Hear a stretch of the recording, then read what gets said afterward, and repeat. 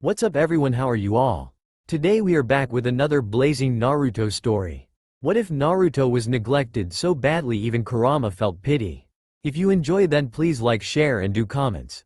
And also check the description to original creator of this beautiful creation. The village was settling in for the night, shops closing their doors and bars welcoming the first rush of customers. The academy was empty and quiet, the children having long since gone home. The training grounds were still in use, some of them noisy with thunks of weapons, ninjutsu practice, or meidagai. Shinobi could occasionally be seen hopping over rooftops, on messenger duty if not returning or leaving for a mission. Those with more covert assignments weren't seen at all, of course, but they were also there. Konoha was always and ever bustling, over and under the surface. Exactly 3 minutes before 10. The deceptive image of peace and quiet was shattered by a series of loud explosions. Curiously, this did not arouse alarm so much as groans and various complaints in the general line of, "Not again. Third time this week," and, "If I ever get my hands on that bastard, all." Several members of the Konoha military police were running towards the source of the commotion, eyes spinning crimson and weapons at hand. On surface, they seemed determined. Yet, their resigned expressions and the black bags under their eyes told a different story. In his office, the third Hokage, a man respected everywhere as one of the most powerful shinobi of all time, put down his pipe and smacked his forehead on his desk. So much for finishing his paperwork for once. He'd probably be sorting this out until early morning and go home to the first trill of birdsong. Sarutobi Hiruzen let out a long-suffering sigh and reached for his hat. The door to his office was slammed open and a harried-looking Chunin slid to a halt, staying upright only by managing to grab the door frame. There were dark circles under his eyes, too, and his hair stuck up in a way that looked less like a natural inclination and more like he had been running his fingers through it periodically. It had been a familiar look around the tower recently. "Hokage-sama, someone appears to have set off a series of coordinated fireworks from the academy rooftop. We're assuming it was that bastard again.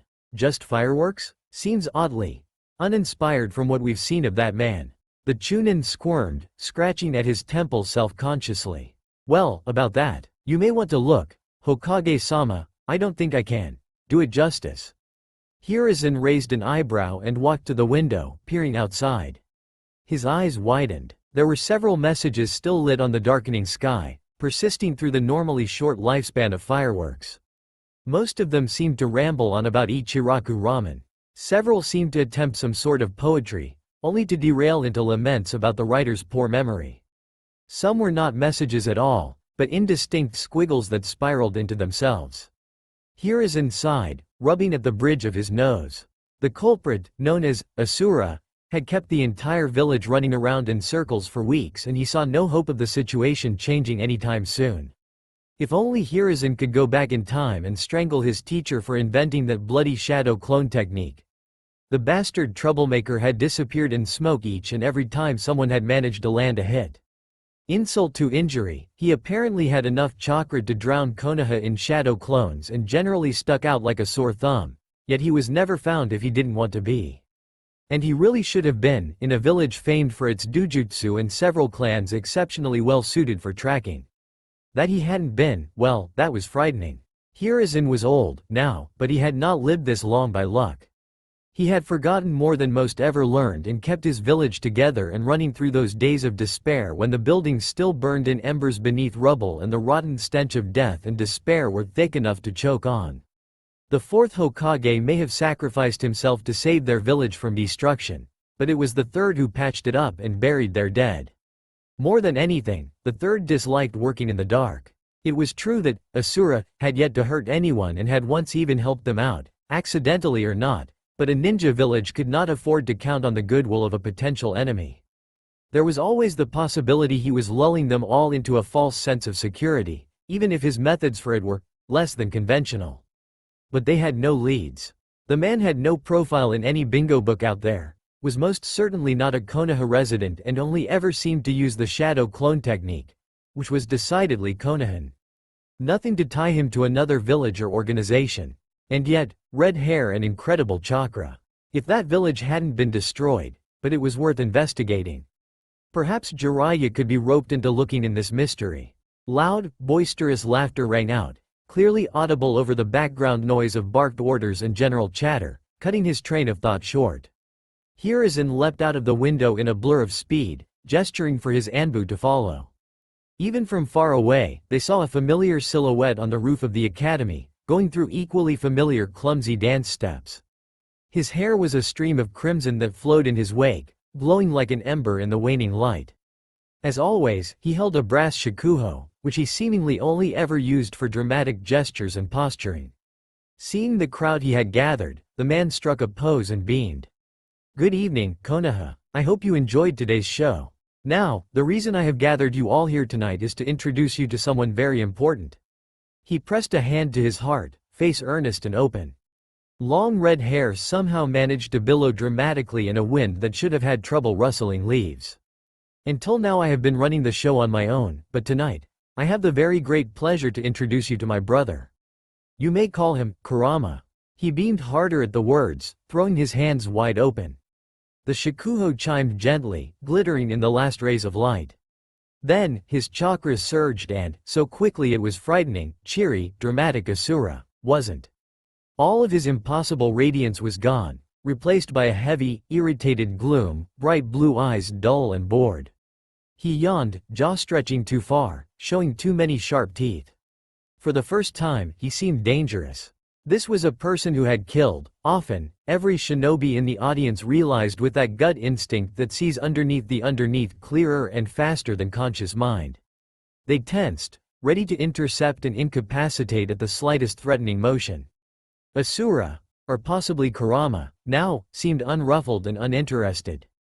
I did not expect this to be his idea of, well, better than sleeping all the damn time, I suppose, he all but snarled, then stretched his body in odd, jerky motions, as if unused to movement, yanking his shoulders in a circle and letting his neck crack ominously. With one last slow lurch, Kurama straightened and yawned again. Unlike his previous persona, he did not appear lively at all, eyes half open and very much resembling some dangerous predator that spent most of its time sleeping and ignoring the prey. "Oi, idiots of Konoha. I'll also be bothering you from now on. Let's, get along. I like, my father and Assura, I suppose. I hate a lot of things, the Uchiha in particular. My hobbies include insulting Assura and sleeping. In the future I intend to, well, you don't need to know about that." Hiruzen had never wished he had the means to capture this man more than he did at that moment. Konoha's orphanage, slightly after sunrise, several months earlier. The caretakers of Konoha's orphanage never physically abused little Uzumaki Naruto. They knew better than that. He was fed as well as the others, his clothes were no worse for the wear and no one ever struck him in anger. This did not mean it was a happy life, his misfortune simply took a different and subtler form. Konoha was first and foremost a military society. Most of the money went into supporting their forces on a good day, not to mention during times of war or recovery. The orphanage was not a cheery place to grow up. Resources were thin and there was hardly any time for individual attention for any of children. None of the overworked caretakers wanted to deal with Naruto, so he was shuffled from one person to another at first, and then ignored entirely, when everyone began to assume someone else was responsible for him and no one thought or cared to ask who. However, that also meant that when he woke up one morning and spent several minutes hysterically chanting, Kai, Kai, and stabbing himself with one of the wooden toy kunai, no one realized anything was amiss. This was just as well, because 3-year-old little Naruto had only moments ago been 16 and fighting for the freedom of the entire world. His opponents a giant mutant tree and 2 mentally unstable Uchiha. Had someone taken notice and made him see a Yamanaka, the future might have been very different. But that is not what happened, and eventually little Naruto took a deep breath and stared into distance. Then he went back to his bed, sat down in a meditative pose he should not have known, should not have had patience for, and was lost to the world. Naruto's subconscious, flow of time not applicable. While Naruto would admit he was not the brightest bulb in the box, that was not the only reason he appeared as dumb as he did. Especially during his early years, thinking too hard or too long would always lead to that painful place where he felt keenly how much he was an unwanted person. Walking with his head in clouds of dreams larger than he was and muffling the sound of his thoughts with his own loud obnoxious voice was, at times, The only way he could keep himself from drowning in despair. Sometimes, underneath the underneath was a cold and lonely place where thoughts had teeth. And whatever you said about cursed legacy, that was probably the real reason Sasuke had lost himself in the darkness while Naruto had not, having never been able to tear away from the blood and fear and hate in his mind. Yet, as it always goes in life, Naruto's road also took its toll. Even now, years after the pain of thinking started to ease, Naruto's subconscious remained a sewer. A place for the unwanted, unneeded and forgotten things, flushed away and left to rot. Somewhere in that sewer, a giant fox reclined behind bars that should no longer have been there. Outwardly, he gave off an aura of calm, unlike the owner of the mind who sat in the ankle-deep water and trembled, eyes large and anxious. Eventually the fox sighed and spoke, swishing his many tails in a decisive manner. His voice sounded like it should have hurt to speak, a heavy, harsh growl with sharp edges. If there was a genjutsu, I would have already dispelled it. If I was also genjutsu and the real me unable to break through, this would be the infinite Tsukuyomi. If so, we would dream of that perfect world and think of nothing. Naruto jerked forward before he managed to rein in his impulse to move. He was still in that state of mind that exists during battles too large and important to lose and needed a target for the agitated energy. Somewhere out there, people were fighting for their lives and he was not there. So, what? What does it mean? What are we going to do? We cannot return if we cannot even tell how we came to be here. For now at least, we must think this as reality and act on the assumption that we have been stranded in the past. About 13 or 14 years ago, based on your physical body. Naruto's energy seemed to leak out in one slow rush, leaving him empty and tired. Past? How? How could something like this even happen? And are we alone? There were a bunch of people there, someone else must have come too, right? Kurama snorted, the current strong enough to blow Naruto's fair hair flat against his head. Don't ask me. Look, the half-face was trying something with his eye. I could feel that man used chakra somewhere out of sight. The white-haired asshole and your father were just about to teleport, I think. The old monkey did something behind us that involved fire. The idiot Hokage's wood was growing everywhere. The Shinju was on a rampage and my chakra was spread about the battlefield. Any and all of those things could have contributed to this, or none of them. My point being, it was a mess. Not very good for making educated guesses on the mechanisms behind time travel. But I am the only one who could possibly have enough chakra to protect you during such a trip.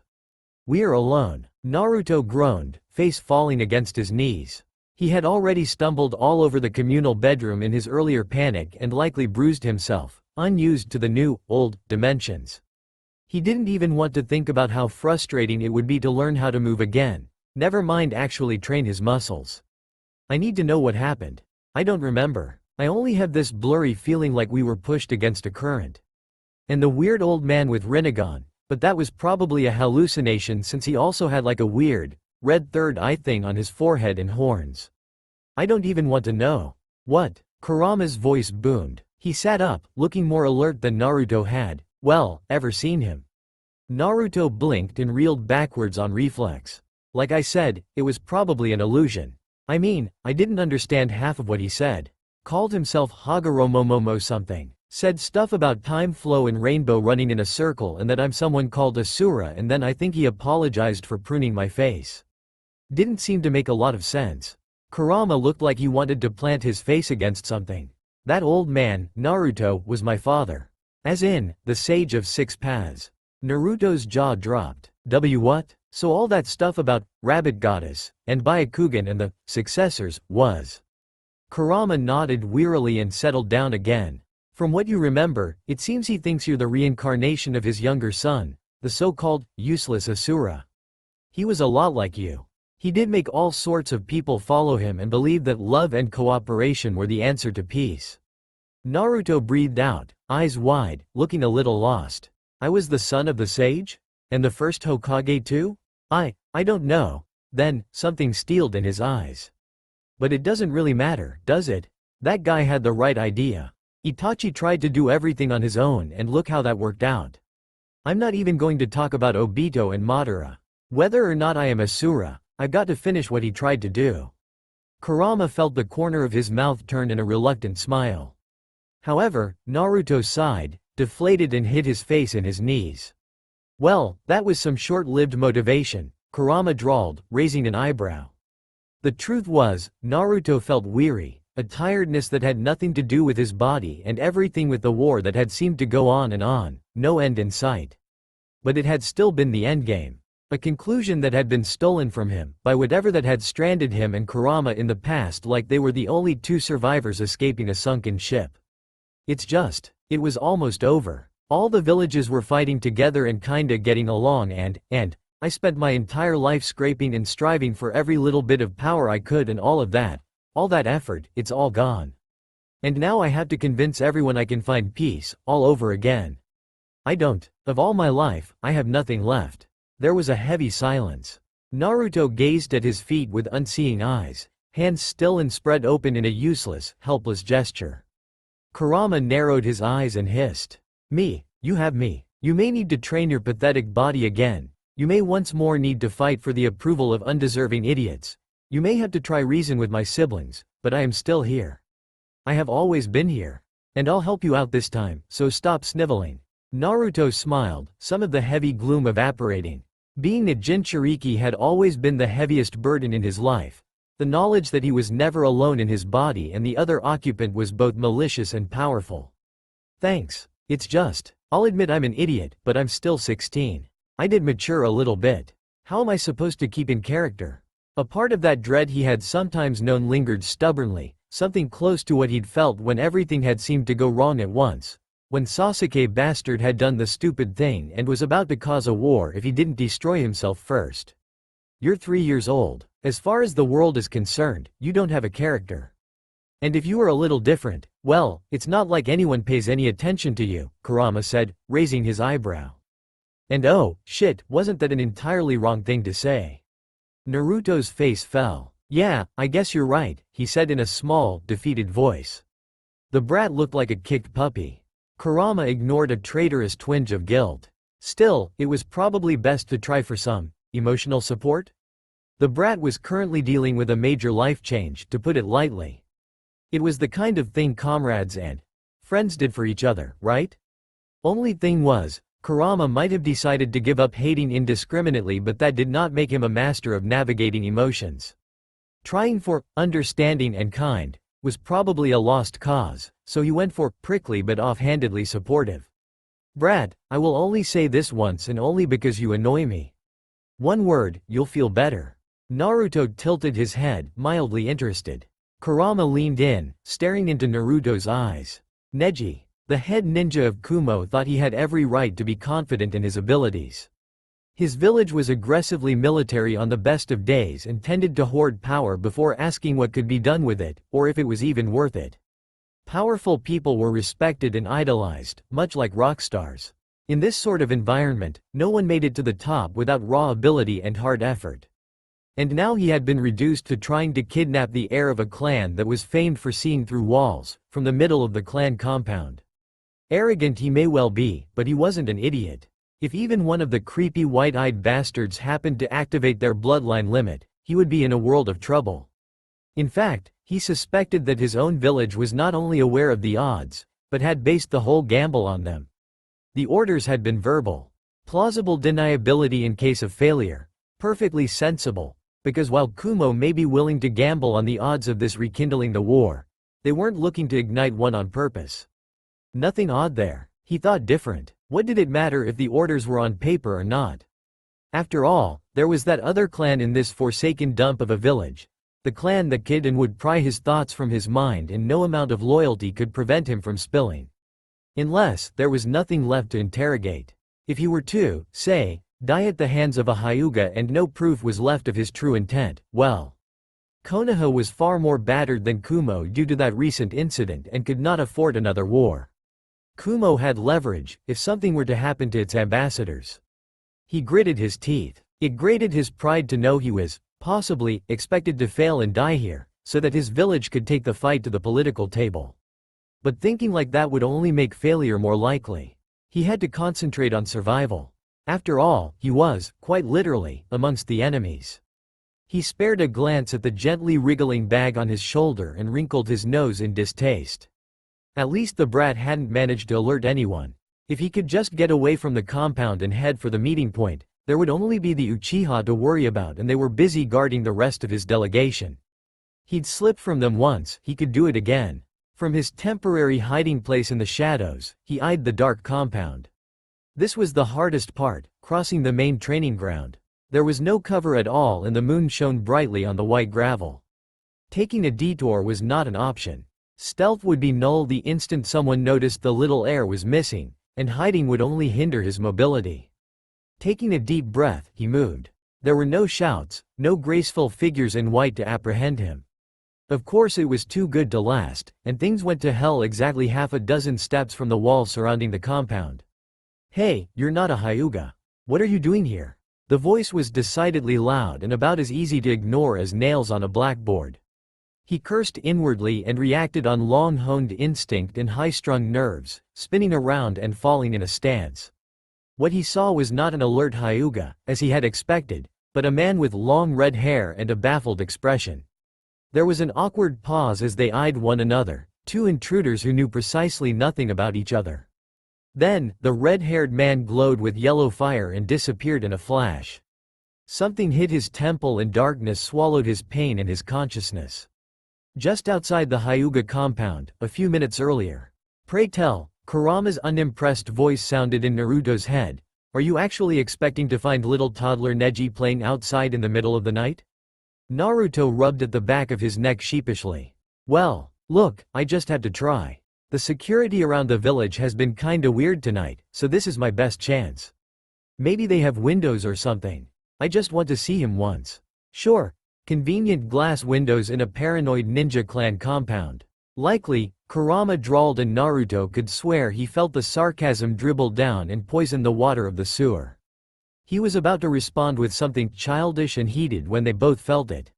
Suppressed resentment, contempt and something else cut through the calm night air.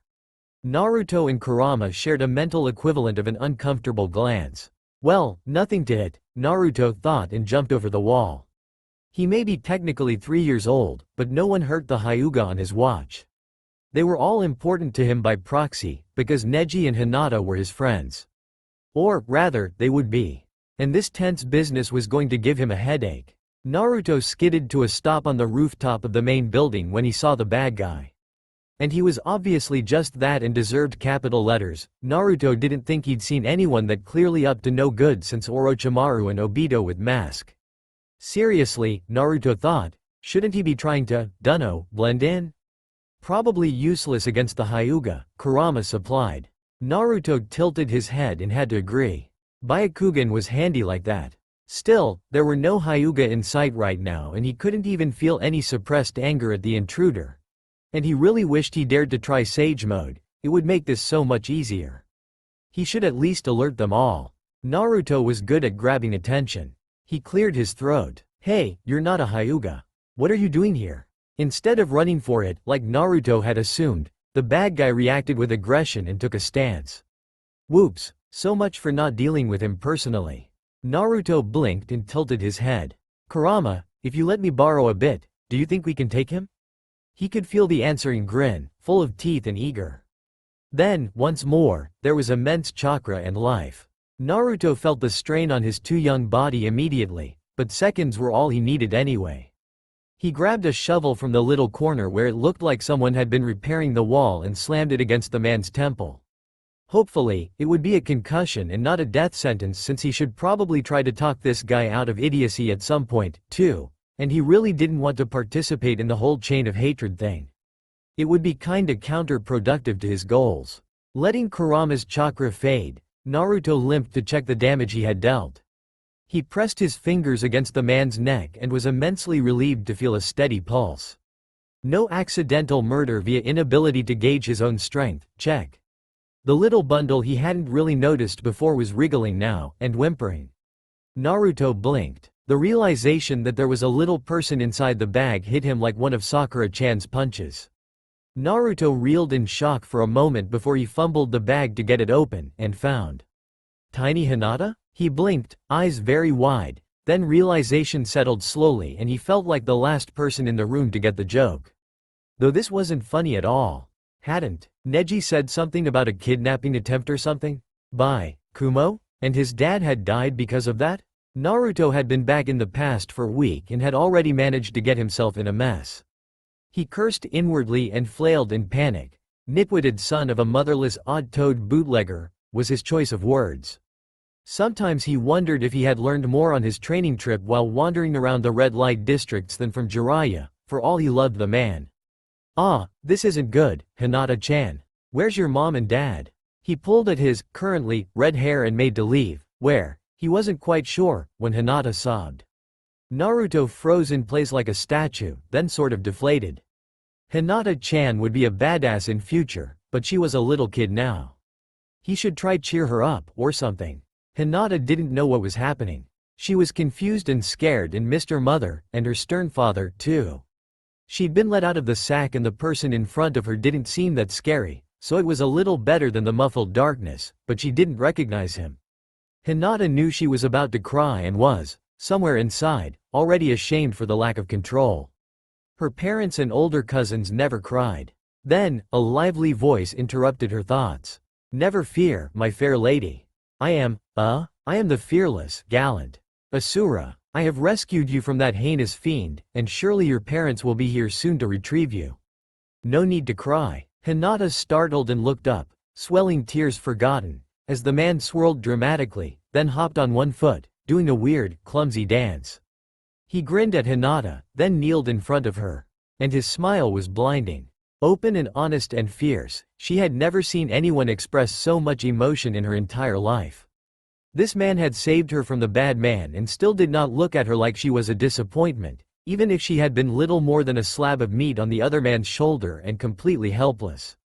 Really, it was no surprise at all that Hinata stood no chance and the newly dubbed Assura-sama went on with his monologue. That seemed to involve lots of heroic deeds and giant monsters that were actually friendly, blissfully unaware he had just gained a fan for life. When he offered his hand, Hinata took it without hesitation and was lifted in his arms. Let's see, would you like to paint? Assura-sama exclaimed happily and grabbed a can of black paint from the nearby stockpile of supplies. He grinned at her again, but now there was a mischievous edge to it. "Come on, Hinata-chan, let's paint the wall. It's so boring and white." Assura-sama really was dreadfully handsome when his eyes squinted with his smile, Hinata thought. He looked like a kitsune or a tanuki, a spirit who liked to trick people. But she didn't think he was a bad person. He had saved her. "Isn't vandalism bad?" Hinata asked. She wasn't about to speak against Assura-sama, but she was also fairly sure her father wouldn't approve. Assura-sama waved his hand. "PSH, we'll blame it all on that guy," he said and pointed at the hapless would-be kidnapper. "Serves him right anyway." And yes, this was definitely an evil gaze, Hinata concluded. Assura-sama was showing a whole lot of teeth. A slow smile spread on her face. Hiyashi had been quite sure of what sort of things to expect from the scene, and therefore seeing his only daughter in the arms of a red-haired man and vandalizing one of the compound walls dealt a critical hit to his idea of how the world worked. Being as he was a shinobi himself, he still managed to recover quickly and took in the rest of the scene. There lay, unconscious on the ground, the head ninja of Kumo. Hiyashi felt a tremor of anger. Kumo really hadn't changed at all, it seemed, although there was something extra despicable and Iwa-like in attempting to kidnap a young child during a peace conference. Attempted only, because he had apparently been intercepted by this unknown person who was now holding Hinata hostage.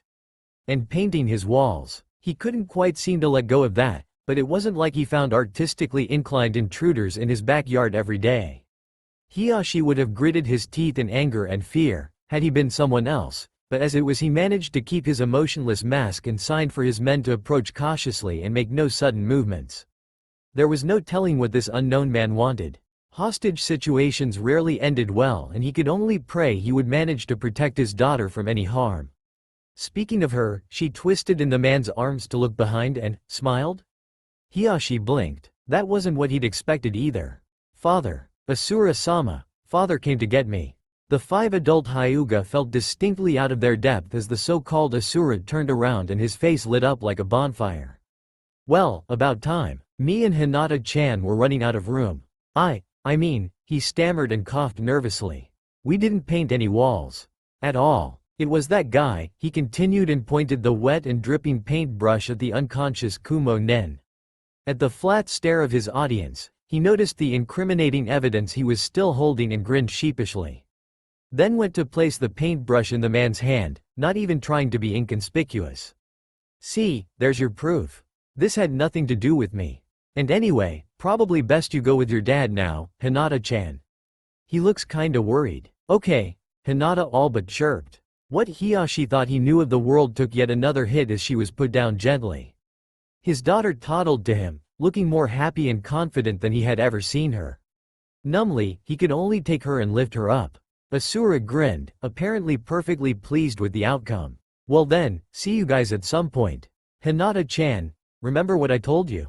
Grow up to be a strong kunoichi so I can defend my family and Konoha and rescue myself on my own if I ever get caught again, she chanted, eyes blazing. That's the spirit, Assura said, grinned disarmingly, saluted and jumped over the wall. His long hair trailed behind him, like a red stream. Hiyashi made no move to pursue or stop him. His sense of reality was still recovering. He looked down at his daughter. Hinata was happily humming against his chest, perfectly healthy and looking no worse for the wear for what had happened. The defiled wall, he noticed belatedly, seemed to be insulting Konoha's odor and praising the might of the noble Kumogakure. Well, that certainly happened, said one of his men. Silently, Hiyashi had to agree with the sentiment. Hokage Tower, Konoha, very early in the morning. The third Hokage rubbed at his temples. The night had been long and confusing. The situation was thankfully firmly in control, but this only meant that they had been forced to skip straight to the boring and stressful damage control part. The coffee stash in the tower cafeteria had been all but depleted by now and everyone was showing signs of weariness. Around the table were seated, amongst others, Hyuga Hiyashi, Nara Shikaku, Uchiha Fugaku and Morino Ibiki, in various states of fatigue. Shikaku appeared to be sleeping eyes open.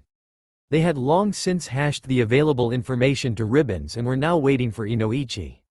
The third Hokage grimaced at the political nightmare this was going to be.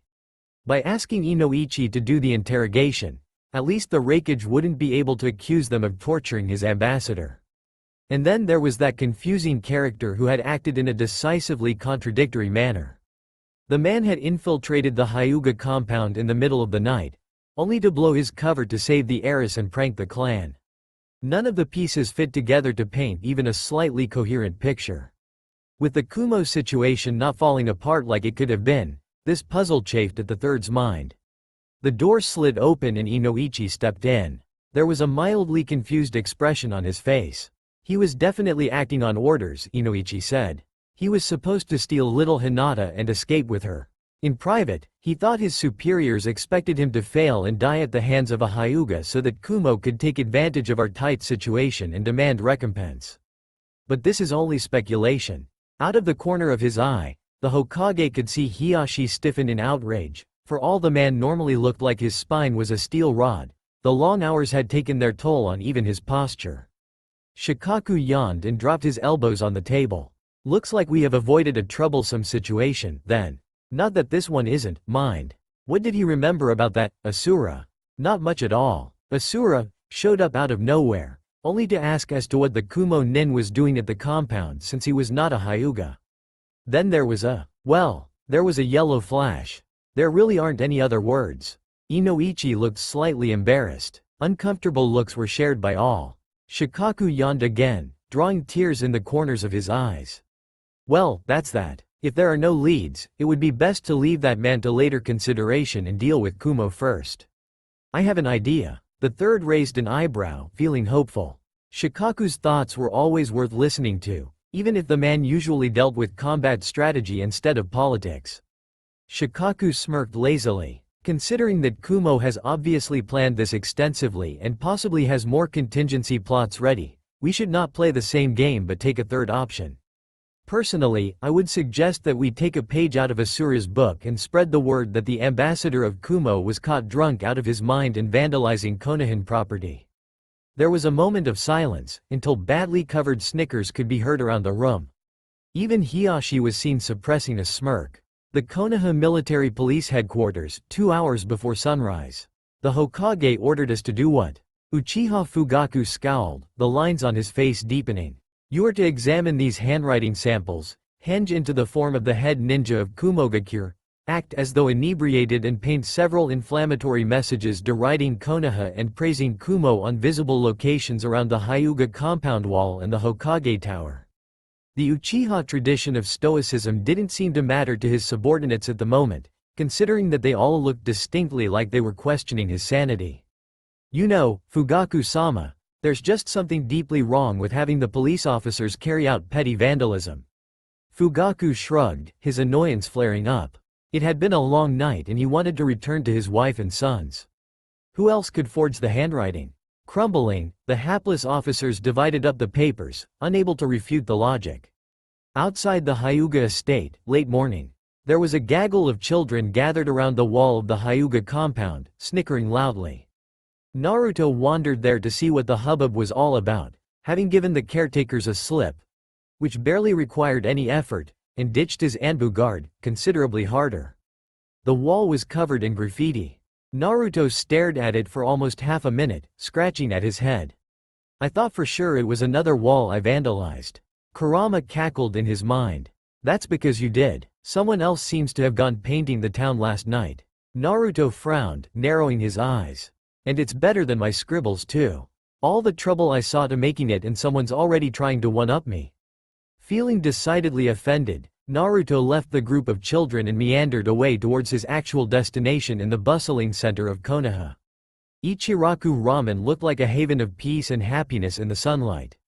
Naruto relaxed automatically. He had been at war for what felt like an eternity, had seen blood and entrails and felt people's lives disappear like small candles snuffed out. This place reminded him of the happier days when the fate of the world hadn't yet been on the table. The happy days he now had in front of him, he firmly reminded himself. Akatsuki wouldn't move in years and Orochimaru was still busy somewhere, no doubt brainwashing people and ruining lives. Better transform, brat. They never treated you badly, but you are still 3 years old, Kurama reminded him and yawned. Naruto deflated a little at the thought. He'd really wanted to see a friendly face. Kurama counted, but he was a fox and prickly even on a good day. Unfortunately, Naruto could feel the suppressed resentment and fear of everyone around him even now. The pressure was constant, and Naruto was torn between wanting to have some sort of sensing ability because he was so used to being a target, and not having to feel like he was breathing in poison. It was probably for the best that he hadn't been able to use Kurama's power when he had been a real kid. At least there was one temporary solution. Naruto snuck off to an abandoned building, away from the eyes of the populace. Then, there was a puff of smoke, and Assura wandered the streets of Konoha once more. Main Street, Konoha, lunchtime. And how are you going to find that man, brother? Hisashi asked, elegant eyebrow raised in a mildly mocking manner. I do not know, but I must, Hisashi replied firmly. Like it or not, we owe him a debt. It is unsettling because he might still be an enemy, but there is also the chance that he is an ally. If I can talk to him, I might find something out. Hisashi almost rolled his eyes in exasperation.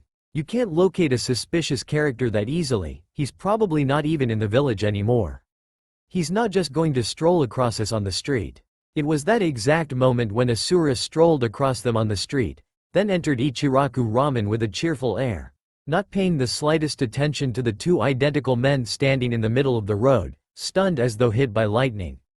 Hisashi recovered first. Would you like to take that back, brother? Hisashi shook his head slowly, white eyes wide and incredulous. Unbelievable. What kind of timing was that? Hisashi felt a creeping déjà vu at his brother's baffled face. A traitorous grin tugged at the corner of his mouth. Well, in any case, I won't get a better chance, he said and lifted one of the fabric squares to enter the small ramen shop, his brother following behind. Assura was already eating as if he hadn't seen food in weeks, somehow managing to breathe while all but inhaling the noodles. Hisashi ordered a bowl of miso ramen himself and sat next to the man, wondering how to announce his presence, when Assura took a glance at him and promptly choked on his food. Hisashi hesitated before slamming his palm against the man's back. So, he allows the contact, he thought when Assura merely twitched a little. Sorry, I was just surprised to see you, Assura said, coughing for one last time and rubbing at the back of his head sheepishly. Hiyashi inclined his head, a sort of well-bred version of a shrug. His order was set on the counter and he reached for the bowl. He wasn't one for ramen normally, but the smell was, admittedly, reasonably appetizing. I had been wondering how I would find you. I believe I owe you for last night. Assura looked uncomfortable. Well, not really, I just thought he was suspicious. I didn't know what he was actually doing. Although, I guess I'm suspicious too. Hiyashi nodded, ghostly white eyes narrowing. He couldn't drag this out. His options were limited in such a public place and a Hyuga eating at a ramen stand would attract attention soon.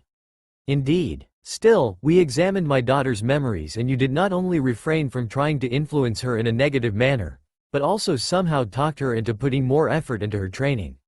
I have to say that I am pleased with her new drive. What was your reason for telling her that? Assura shrugged and took up his chopsticks again. There are people here that I care about, so even if I'm not really a citizen, I won't do anything to harm the village. And besides, it's my natural talent, giving pep talks. She's just a bit shy and insecure, that's nothing. There was that time ages ago when I beat up this messed up kid who had this weird obsession with blood and then he turned a new leaf and became the leader of his village. I see, Hiyashi said, sounding like he didn't see it all but didn't really want to ask for details. Behind his brother, Hizashi leaned across the table to stare at Assura and then Hiyashi, his face an almost comical mask of incredulity, to anyone who knew how to read a Hyuga, anyway. Assura grinned and pushed his empty ramen bowl away. Well, I gotta go. And I really don't need you to do any favors for me. Just pay for my ramen, if you want to thank me. Hiyashi nodded. Very well then, but I insist. As long as it will not harm my clan or the village, I will owe you a favor. They ended up making a scene, after all. Assura tried to argue stubbornly, insisting that he hadn't really done much at all and that he was a suspicious character anyway. But Hiyashi stood firm and eventually the red-haired man gave up with a huff and stalked off, disappearing around the corner. Fine, whatever, you can't make me call on it. Hizashi stared at his brother the entire way back to the compound. You know, he said the instant they entered the sanctuary of Hiyashi's office. He might turn out to be an enemy. It may not have been wise to promise him anything. And you didn't even try to apprehend him. Hiyashi sat down on the cushion in front of the low table and began writing a report to the Hokage. Attempt to arrest a man who may have somehow recreated the Hiraishin. I think not in a civilian establishment. Furthermore, as of now he has acted in Konoha's interest. Assura is a confusing character. Either a master infiltrator with exceedingly odd methods or an unusual sort of ally.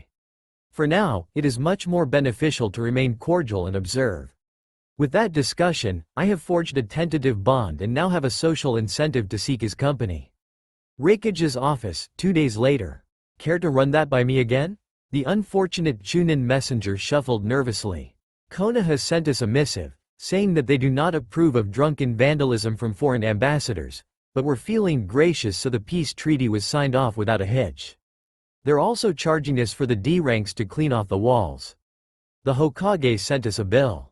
Slowly, the third Raikage lifted his hand to rub at the bridge of his nose. How is it even possible to mess up the mission that badly? Maybe it was time to think about retirement.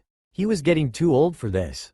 Being 3 years old sucks, Naruto complained, throwing a rock across the surface of a little stream branching off the Naka proper.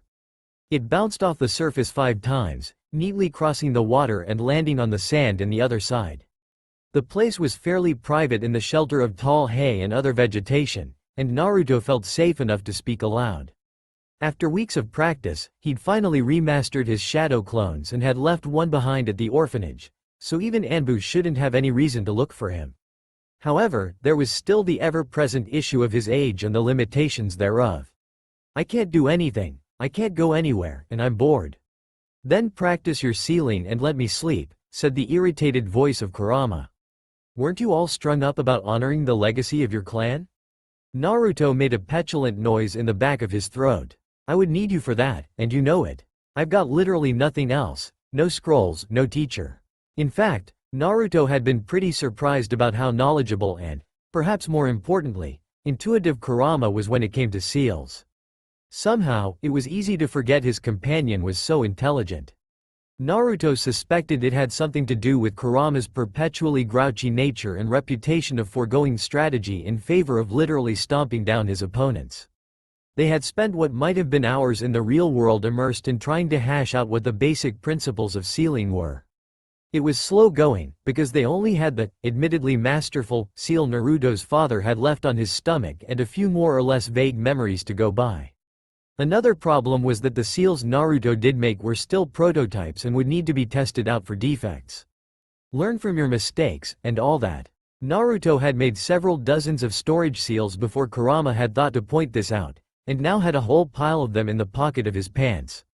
They almost felt like they were burning a hole in the fabric. He needed to know if they worked. Then, an idea struck him much like an electric shock, making the little hairs in his back stand up in goosebumps. A slow and rather evil grin crossed his face. Naruto pulled out the slightly worn bunch of seals and dunked them into water. A distinct whoosh informed him that at least the storage part seemed to work. "Kurama, how about we show them why I am the prank master around here?" Next door to the academy, rooftop, early morning. It really shouldn't have been that easy to sneak into the academy, Naruto thought as he stood on the side of a road, waiting for the start of the school day and the first rush of children. Of course, nothing of exceptional value was stored there, but he had managed to rig the whole place with seals. Someone else might have used explosive ones. He was doing everyone a favor here, pointing out this security problem. "I'm sure everyone will be so grateful they will give you a reward," said Kurama, voice dry enough to be used as kindling. Before Naruto could reply, several windows of the academy broke as a flood of water rushed through. He grinned. Showtime. Half an hour later, he found himself hiding in a little weapons shop. The old man behind the counter hadn't seemed to notice him enter, or anything else for that matter, and Naruto thought he sort of looked like he could use a dusting. It was the perfect place to weather the commotion. Sheesh, the Anbu really are persistent. He had had to send several shadow clones to lay false trails to be able to slip off. Everyone sure liked to overreact. No one had gotten hurt, or anything. "It's because you're pretending to be an adult, and someone not of this village," said the exasperated voice of Kurama. "What did you think would happen? A scolding and a week of detention?" Naruto ignored him, and glanced around. The shop itself wasn't very memorable, offering the usual selection of basic tools like kunai, shuriken and ninja wire. He could also see cases of supplements, like those pills meant for replenishing chakra or blood that he'd never bothered to buy.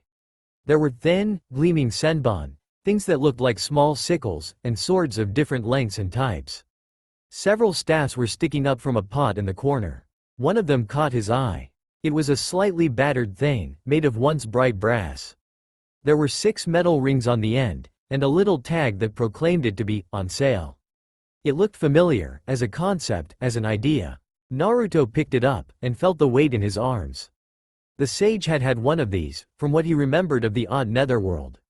It was a reminder, the shape of it. There was something he had to accomplish. He should try and make proper use of the time he'd been given.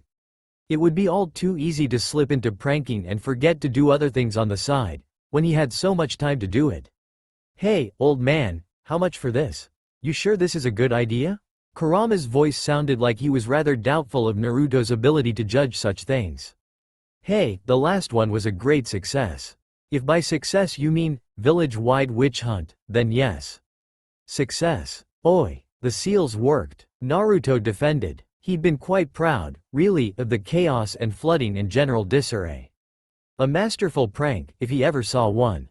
Half of those things worked like supposed. The rest kept fizzing out rainstorms and who knows what every few hours. And those were the least iffy examples. Yeah, it was awesome. Hee. Storage seals are supposed to be reliable. As in, release what they contain nicely and without problems. And not with the kind of force that can put a hole in a wall. You were lucky it was a teacher who got the brunt of that. Oh, PSH. I know where I went wrong. I won't fail again. This barrier seal is going to be awesome. Kurama didn't answer, but there was a definite sense of, I'll believe it when I see it.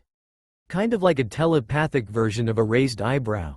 And Kurama's eyebrow was not something to be ignored. Naruto ignored it. If this barrier seal worked, he'd be able to leave his clones to gather natural energy anywhere.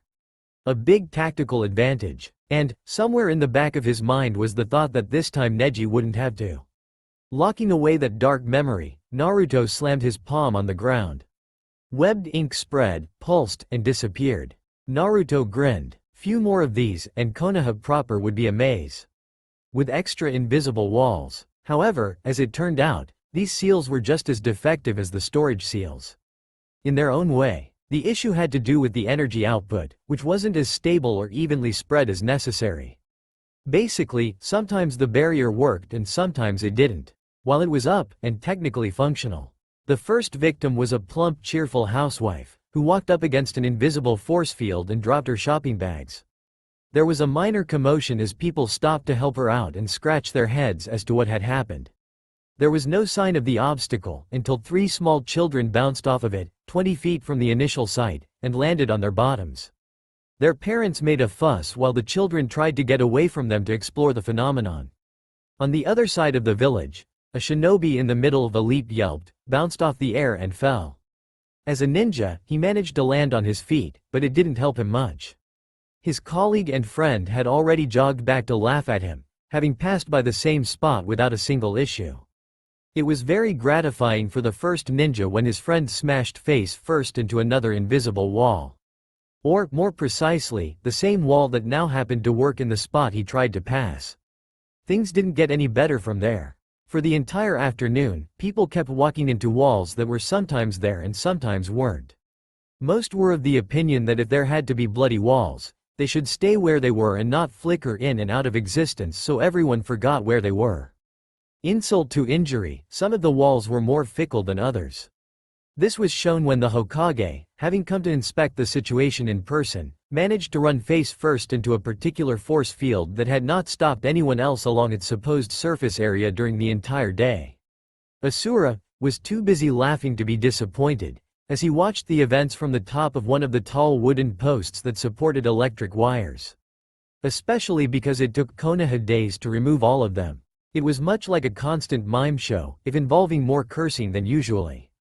A couple of weeks later, the entire Hokage Tower found that the gravity inside the building was a little more lax than usual.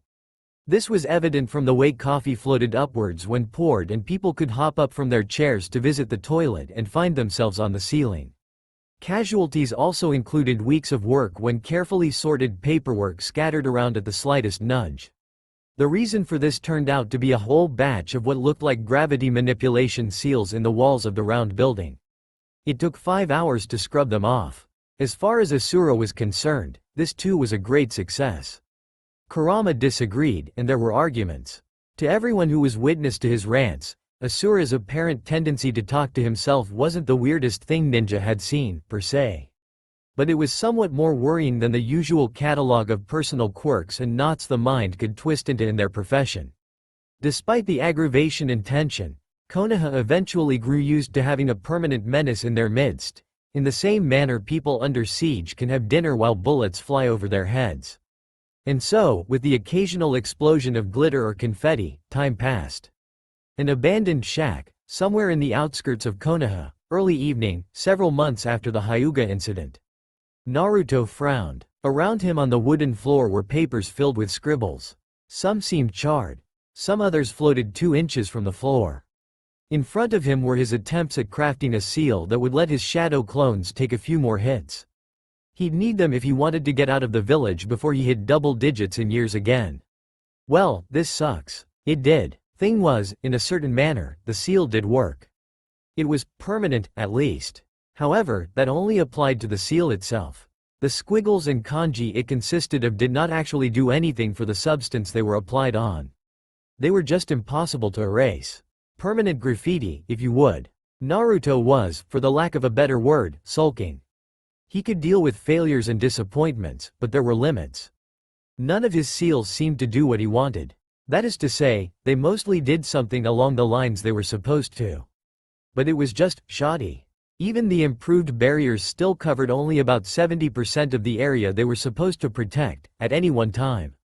The storage seals tended to launch their contents at high speed when released, and while that might have been good for weapons, Naruto didn't fancy getting bombarded with his own field rations, i.e. instant noodle cups.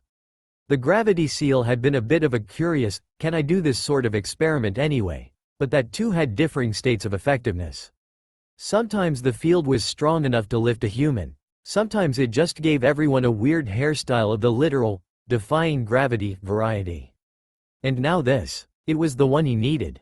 He had to start sending clones out of the village to do things like check on Gaara and Orochimaru, which he couldn't do if his clones poofed out of existence should they manage to poke themselves with a pointy stick. He sighed, stood up and stretched. Well, at least he'd get a prank out of these, if he managed to inscribe them onto the gunpowder. It was worth a try. Who knew, messages on the night sky could prove useful if they ended up in a war again. Speaking of pranks, he had to take advantage of his anonymity while he had it. The glint of his staff in a sunny spot reminded him that he had a schedule, even if it was a lax one. On top of everything else, he wanted to give Kurama some time and interaction with people while Akatsuki wasn't moving and things were relatively peaceful. His friend had to get used to the society at some point. I hope you are aware that people are going to come up with their own explanations and conclusions, which are going to be inconvenient for us. By now, Kurama had given up on incredulous, and mostly sounded like he no longer had any hope for Naruto's common sense. Peef, it's fine. It's not like it'll be connected to us. I can just have Assura disappear or something when I no longer need him. I mean, what could happen? Main Street, Konoha, just before noon, again.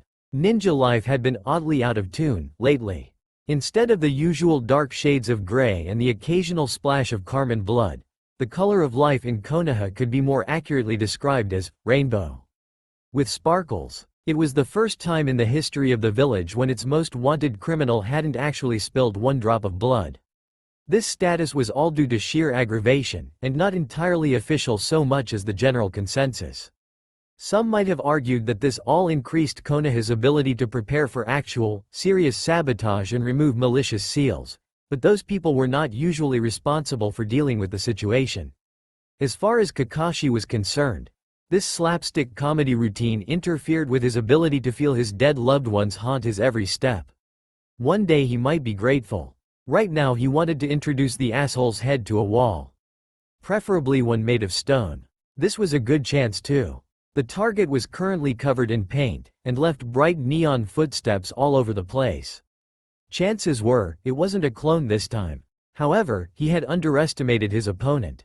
As soon as he managed to catch up, preparing to make some sort of suitably cool and aloof statement about him being now under arrest, the grin on Asura's face vanished. There was a flash of something sad and painful, but it was gone so quickly Kakashi couldn't be sure it had been really there. Even with Sharingan. Then, it was gone and Assura fell on his knees. His eyes were wide and, to his dread, seemed to sparkle. Oh, what beauty! Truly, stars themselves pale in comparison, and the light of moon cannot compete with the shine of your hair. I have never known such a vision could exist in real life. Kakashi stared, eyes slowly widening in horror. When Assura leapt, ostensibly to embrace him, he turned tail and ran. On the other side of the street, a hapless Uchiha constable very nearly broke down to cry. It would be his responsibility to report this to Fugaku-sama. The Konoha Central Park, several minutes later. Did you see his face? I'm glad to see you are acting your age, said a sour voice.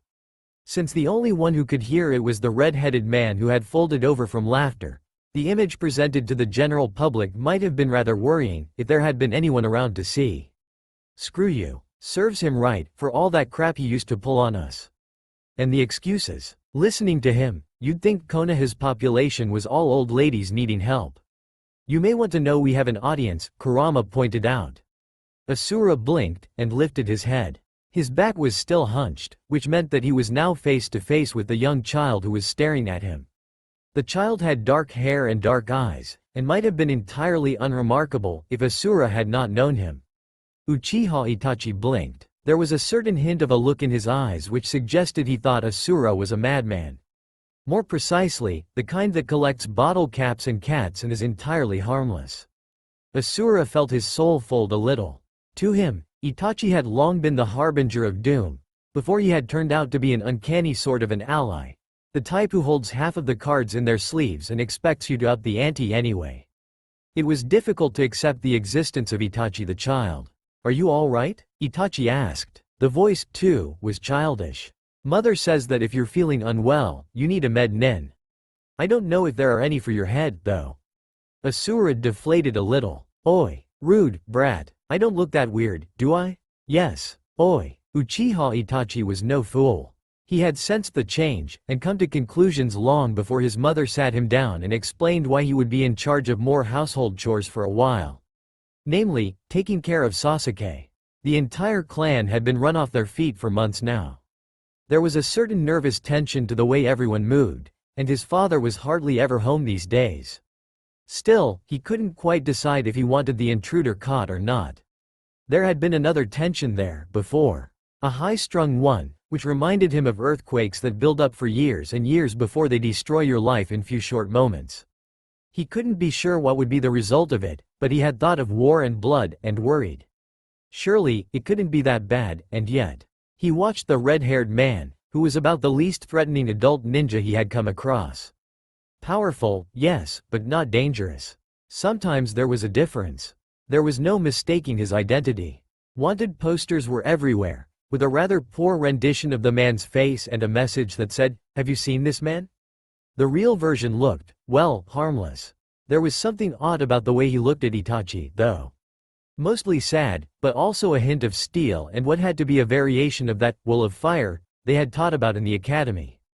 It couldn't hurt to ask. He wanted to know, what are you trying to accomplish? Why cause disturbance? The man blinked, then frowned and cocked his head far enough that red strands of hair fell over his eyes. Despite the comical effect, he seemed to regard the question entirely seriously. At first I was just passing time, but then I saw an old lady thank your dad this other day. I want everyone to get along. If I'm the enemy, maybe that can happen. It'd be good, right? Itachi nodded slowly, feeling a little like there was something here he was missing, some history he didn't know of. The man smiled. It was a sad look. Go on, then. Your family is waiting. Itachi turned, then stopped and considered. He turned back. I'm Itachi, he offered, on a whim. He was rewarded with a smile, which, in Itachi's opinion, looked like it deserved metaphors that had to do with illumination and fire.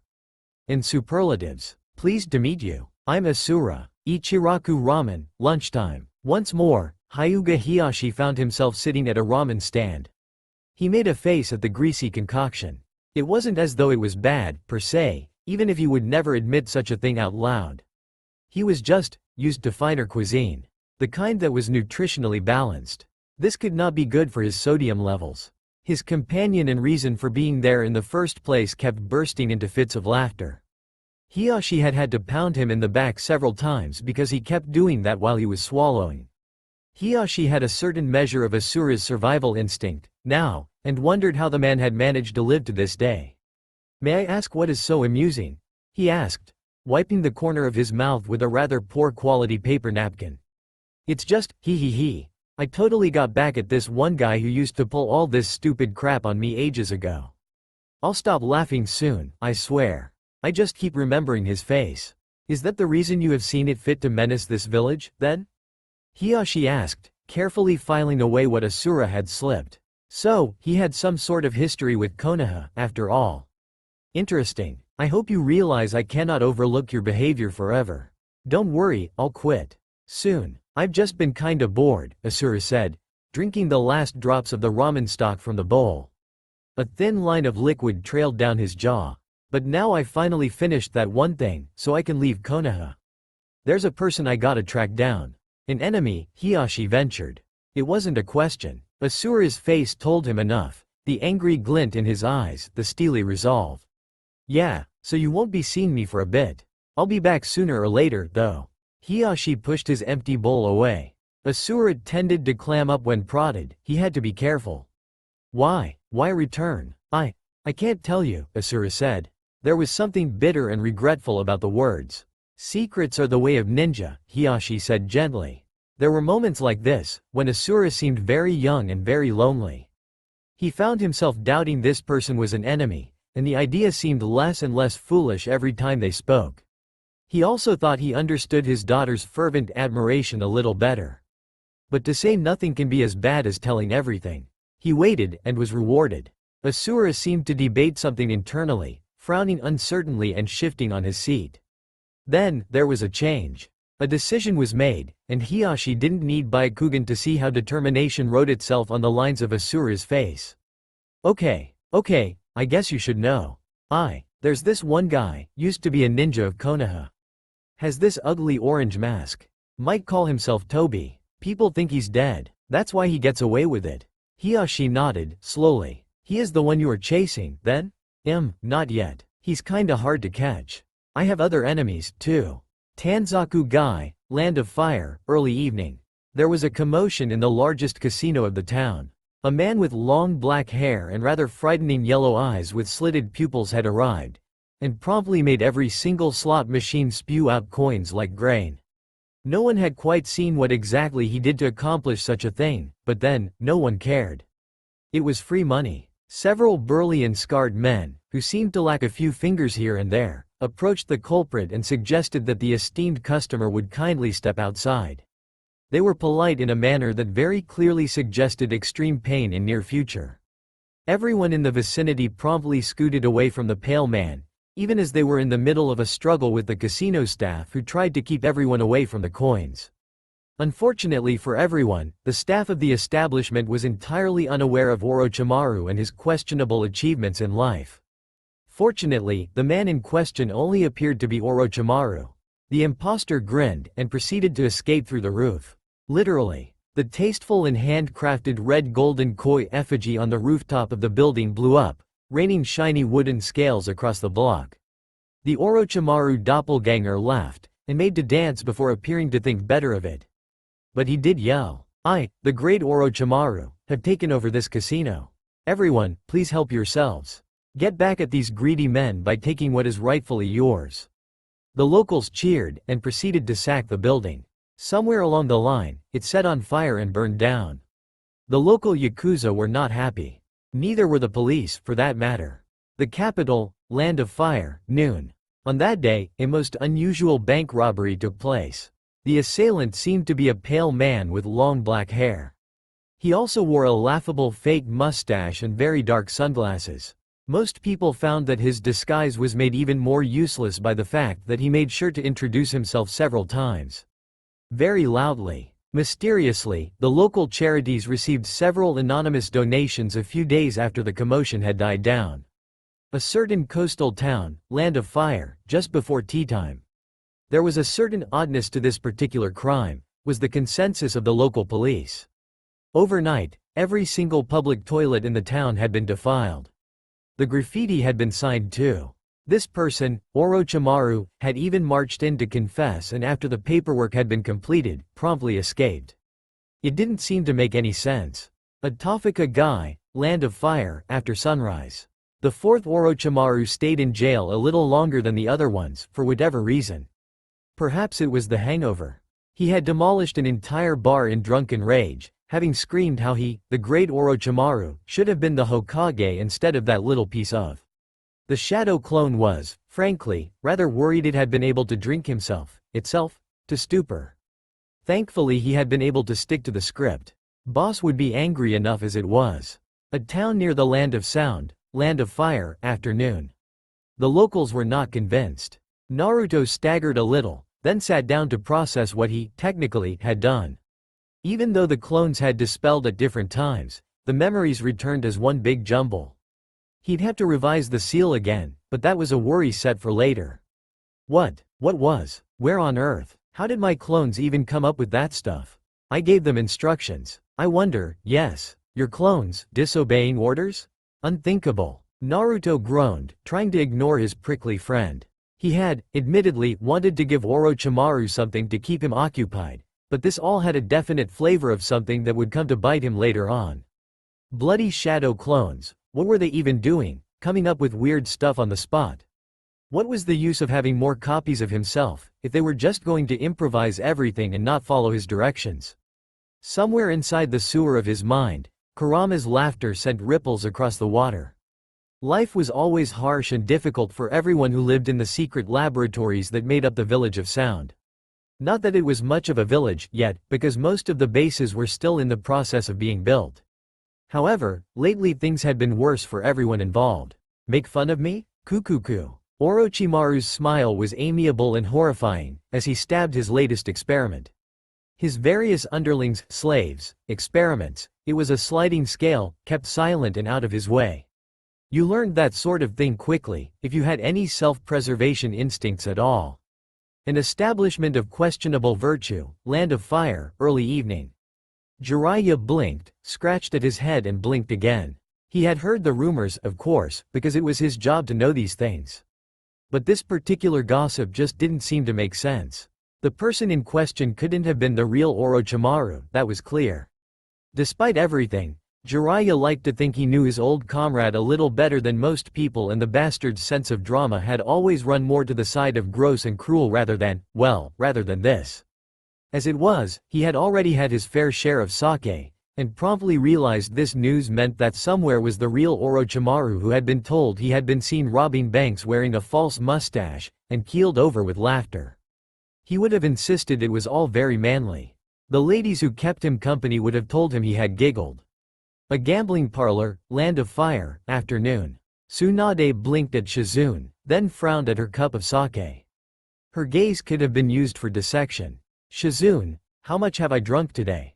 Tsunade-sama? I could have sworn you just told me Orochimaru has been spotted vandalizing toilets in the town next over.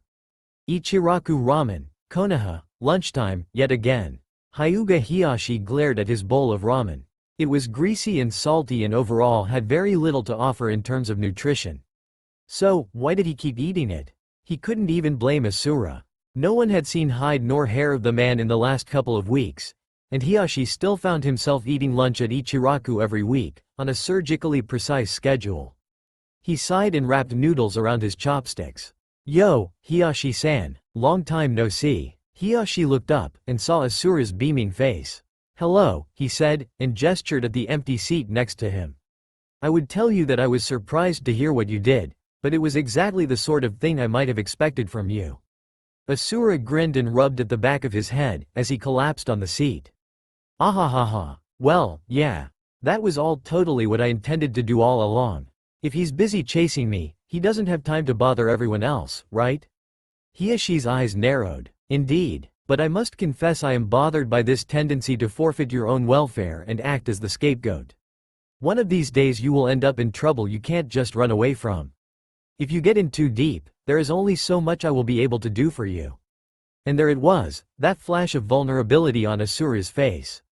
It was gone in the blink of an eye, hidden by a smile, but Hiyashi knew what to look for. Assura was lonely. That was why he kept showing up for lunch, even though he was the public enemy number one. Hiyashi wasn't so sure about his own motives anymore. By all rights, he should have tried to arrest the man a long time ago, if not for the constant petty menace, then for the information he seemed to have. But always he managed to argue to himself that the soft approach had worked wonders, that there was no need to antagonize Assura and that the Hokage had yet to insist. Remember, Assura, Hiyashi said, that it is not a good idea to try to do everything alone. Nothing good will come of that. Asura's eyes widened, and Hiyashi knew the words had hit a chord somewhere. Yeah, thanks, Hiyashi-san. Hiyashi gave him the same smile he had given his infant daughter. Something about Assura made him feel almost paternal. And then Assura froze, eyes widening in a way that suggested someone had caught him with a hand in cookie jar. Gotta go. See you, Hiyashi-san. He was gone in a flash of yellow, just as Hitaki Kakashi burst in through the little flaps that almost passed for a curtain. A bucketful of pink paper hearts exploded from a seal set on the roof. Hiyashi watched with mild amusement as they pelted against Kakashi's shoulders with the strength of a hailstorm.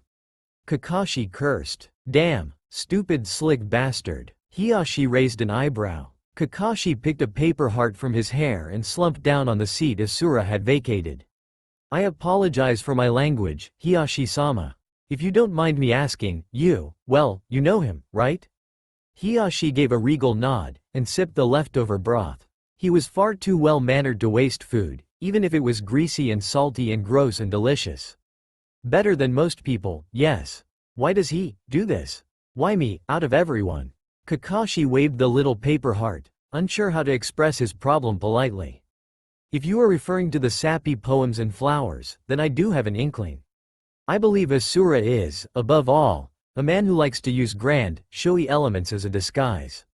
Kakashi blinked. What do you mean? Most shinobi tend to go for the unnoticed and low-key approach. They strive to be dismissed as nothing. A rare few do the opposite. They exaggerate and posture so much that an observer cannot see the truth. I believe Assura is fundamentally a person who finds it difficult to be anything less than himself, so subtlety is not an option for him. So, what you're saying is, it is just another type of mask. But it is also not necessarily all false. Although I would say it is highly unlikely he harbors any true attraction to you.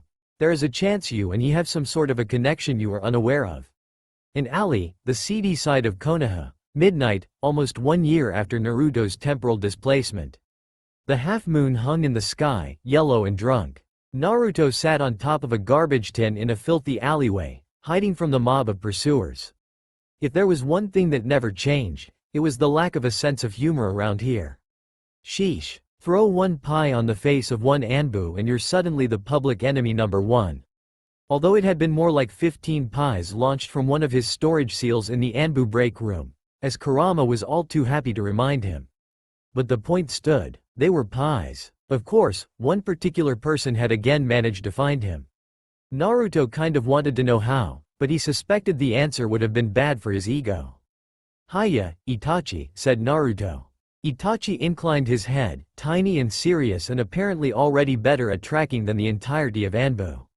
Naruto might have chalked it up for a coincidence, but he had run out of fingers trying to count how many times Itachi had stalked him down.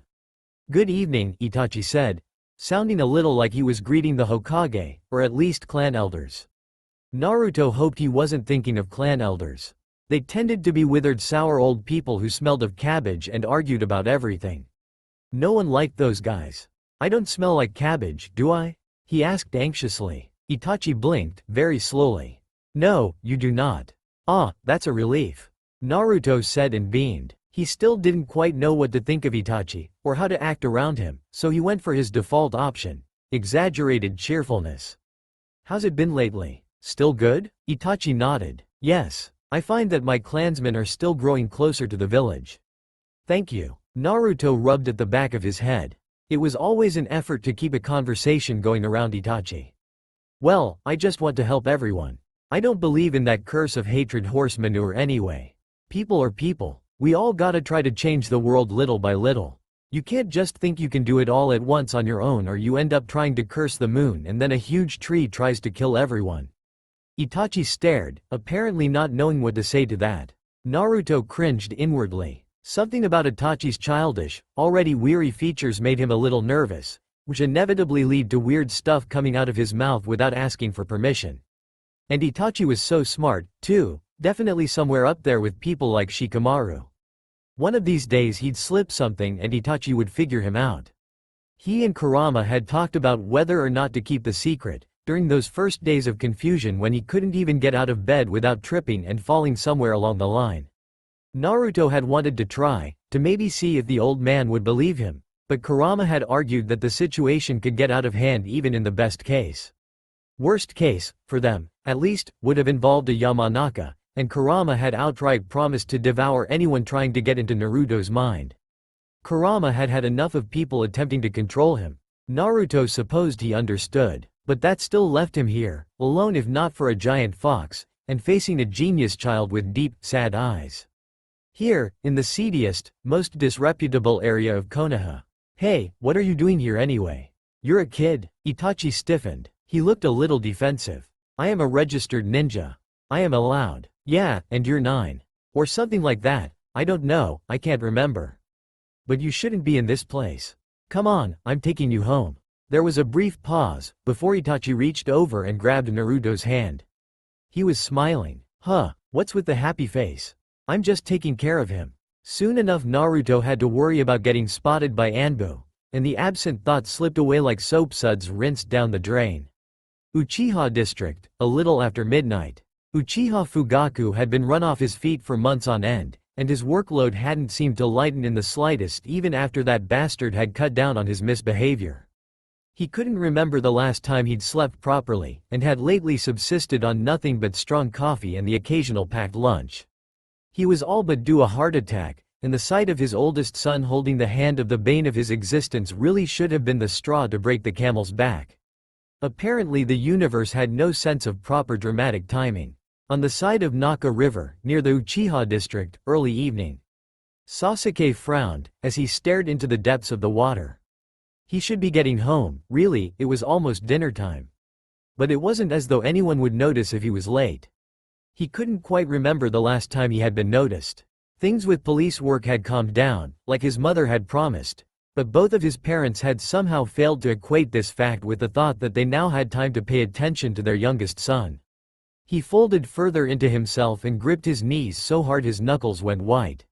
Only Itachi still saw him, really saw, and talked to him and even trained with him on occasion. He'd been getting better with shuriken, even managed to get a bull's eye the other day. Itachi had noticed, and told him he was proud.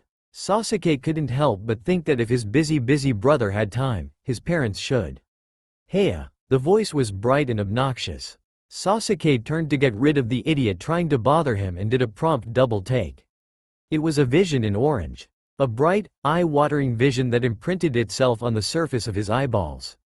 He sent a brief prayer in thanks to whatever Kami had seen to it that he hadn't activated his Sharingan as young as Itachi.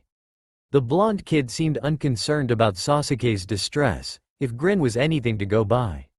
He was wearing a rather tattered orange robe and dragged a monk's staff on the ground. Sasuke turned back to the water and didn't answer. The intruder ignored Sasuke's attempt at giving him the cold shoulder, stepped on the wooden planks and plopped down next to him. "I'm Naruto. Wanna change the world with me?" Sasuke blinked. Despite his vow to ignore the pest, he turned back to Naruto.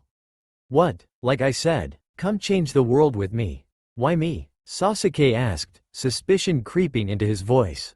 He couldn't think of any reason why some stranger would approach him, even if it was a kid. Naruto took a deep breath. Sasuke inwardly cursed himself. A long time ago lived the Sage of Six Paths. He had 2 sons. Sasuke had expected something nonsensical and irritating. What he got was a story of his own clan that he'd never known before. He had known the Uchiha had used to fight the Senju, but he'd never been told of how the rivalry had begun. It was upsetting. He'd been taught to be proud of his clan, proud of their history and abilities, and that's so petty. Why'd we all fight for centuries because of something like that? Naruto shrugged. Tell me about it, especially because both brothers were wrong anyway. Sasuke frowned. How come? Wasn't it Senju Hashirama who made the feud end by cooperating with the Uchiha? Wouldn't that mean the younger brother was right? Clan pride smarted, but he couldn't quite help himself. The younger one believed in love and cooperation, but he still failed to work with his own brother. "I can't think of a bigger failure," Naruto said firmly. And the sage failed too. He should have believed in both of them. Hashirama only managed to make this village because he did reach Madara. Even if it all went to hell later. He stood up and offered Sasuke his hand. The solemn expression looked rather unsettling on his 5-year-old features. "No one can bring peace to the world alone. And I never want to make the same mistake everyone else did. We shouldn't fight." Sasuke was sure, then, that this was a person who would do what he promised even if he was 5, even if he had to work his whole life to get there, even if he died in the process. Sasuke looked at the offered hand and hesitated. Did he want to commit? But, while he wasn't sure what Naruto's deal was, this was the first time someone had picked him over everyone else. Over his brother. He reached over and took Naruto's hand. Konoha Memorial Stone, mid-morning. Kakashi stood, staring at the names. It was moments like this when he thought the stone encompassed the world. There was nothing beyond the little clearing, and he was the only person who existed. Well, he and the dead. Everyone had died while he lived on. Sensei's son was still there, but little Naruto had been an infant at the time, and then years had passed and he'd never managed to make an effort. Yet another thing he regretted, the latest in a long list. He sometimes wondered if he was cursed to make mistake after another, fail when it really mattered and he really should not have failed, only to succeed effortlessly at trivial things. And, as it was, how could he possibly have a connection to Assura? His only guess was that the man might have been related to Kushina, but Kakashi hadn't been that close to her.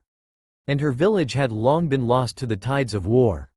The niggling questions and doubt felt like his brain was being worn away by the edges. It'd be a good idea to stop doing that. Kakashi jerked, trance broken, and took a step back, heart beating that ancient drum of fight or flight and embarrassment flushing his ears. He hadn't even sensed Assura's presence. The man in question was sitting on top of the stone, and his face was twisted in a sneer. His presence slowly grew more oppressive, and Kakashi realized with a jolt of alarm that he must now be speaking with Kurama. "I mean it, you should stop coming to visit Obito." Kakashi bristled. Assura was annoying, but it was Kurama who made him wary. "It's my own business. You didn't know him, you don't know what he did." "Yes, I do," Kurama said. His voice was thin and sharp like ninja wire. "I know more about him than you do. And I'm telling you to stop coming here. If you're going to do the whole, 'that's not what he would have wanted' speech." "I don't care what Obito would have wanted," Kurama said, looking like the very idea offended him. "I'm just telling you to stop worshipping his memory."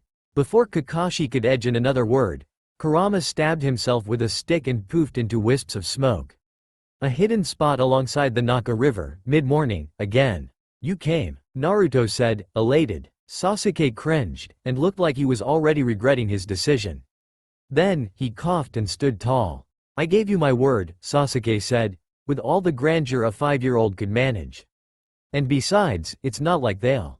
He caught himself, and his face closed off like curtains. Naruto pretended not to notice.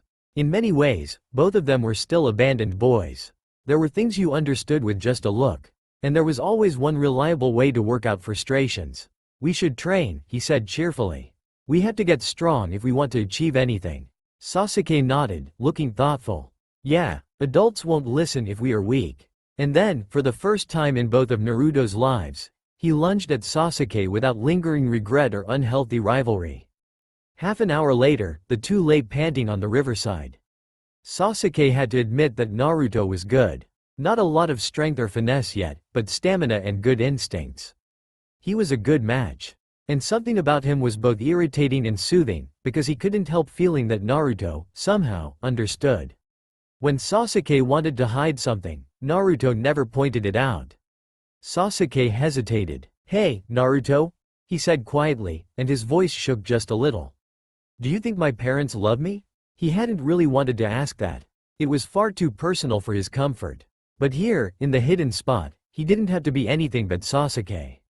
And Naruto wouldn't tattle. For all Naruto was clearly a little out there. What kind of 5-year-old decided to devote their life to world peace? He also reminded Sasuke a little of Itachi, who always seemed so wise when he spoke. And talking to Naruto didn't involve that whole mess of love and envy and frustration at being so far away in terms of, well, everything. And talking to his parents was even worse. It was safe to ask this question from Naruto, who was a new acquaintance, who looked at him and didn't find him wanting. Naruto looked a little panicked, his mouth hung open in surprise. Sasuke's lip twitched. "The traitor." "Yes," Naruto said, and Sasuke could hear the way he forced himself to speak. "For my sake," he thought, and his heart warmed a little. "I'm sure they love you. It's a ninja world, and," Naruto said, and his eyes glazed over as though he was listening so some inner voice Sasuke couldn't hear. It's like an ocean. You see the surface, but there's all kinds of stuff you don't know under the waves. And sometimes light jumps off the surface and blinds you, so you can't see under. And sometimes it's stormy and, okay, you got the point." Naruto flailed and scratched at the back of his head sheepishly. "But anyway, since people hide stuff for the ninja business, they also learn to hide stuff at home.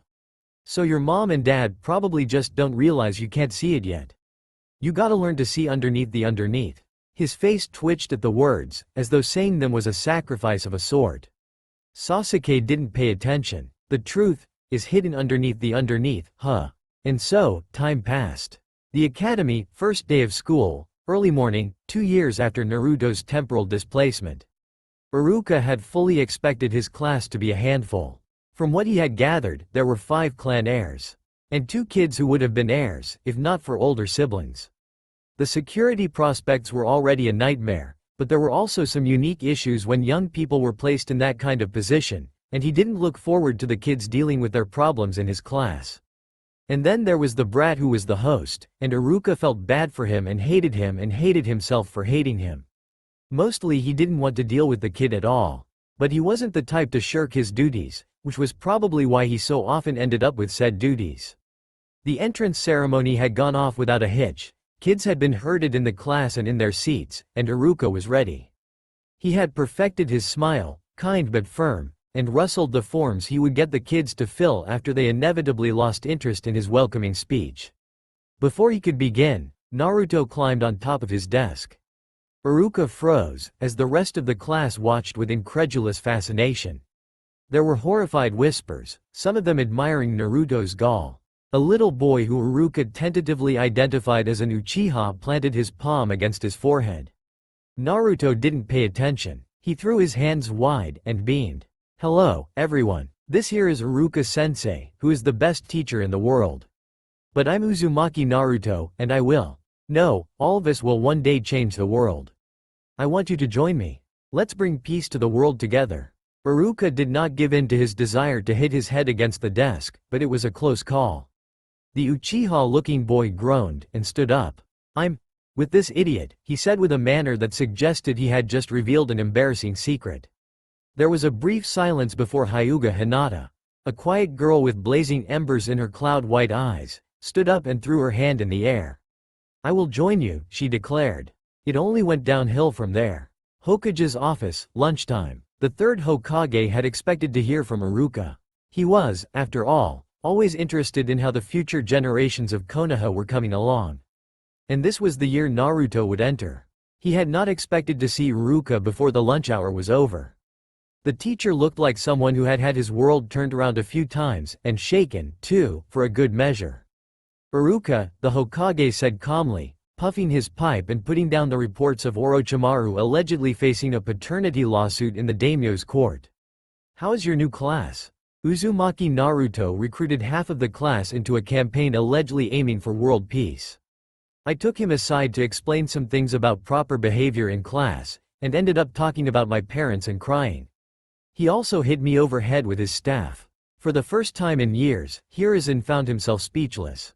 The home of Sasuke's family, after dinner.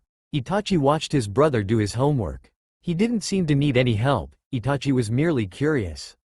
He had expected Sasuke to be excited about his first day in school, to prattle about what he had done, and possibly complain about girls. Instead, Sasuke carried the air of frustrated determination. "You might as well ask," Sasuke said petulantly. He tried to glare at his brother, but it came out pouty. Itachi tried not to smile. He sat down next to Sasuke, and poked his forehead. "What happened?" "Naruto went and recruited half the class before lunch. He's such an idiot. I mean, I gotta admit he's good at what he does, but we're not ready. And he dragged all the idiots in class into it. If the girls are not going to annoy me to death, Kiba will."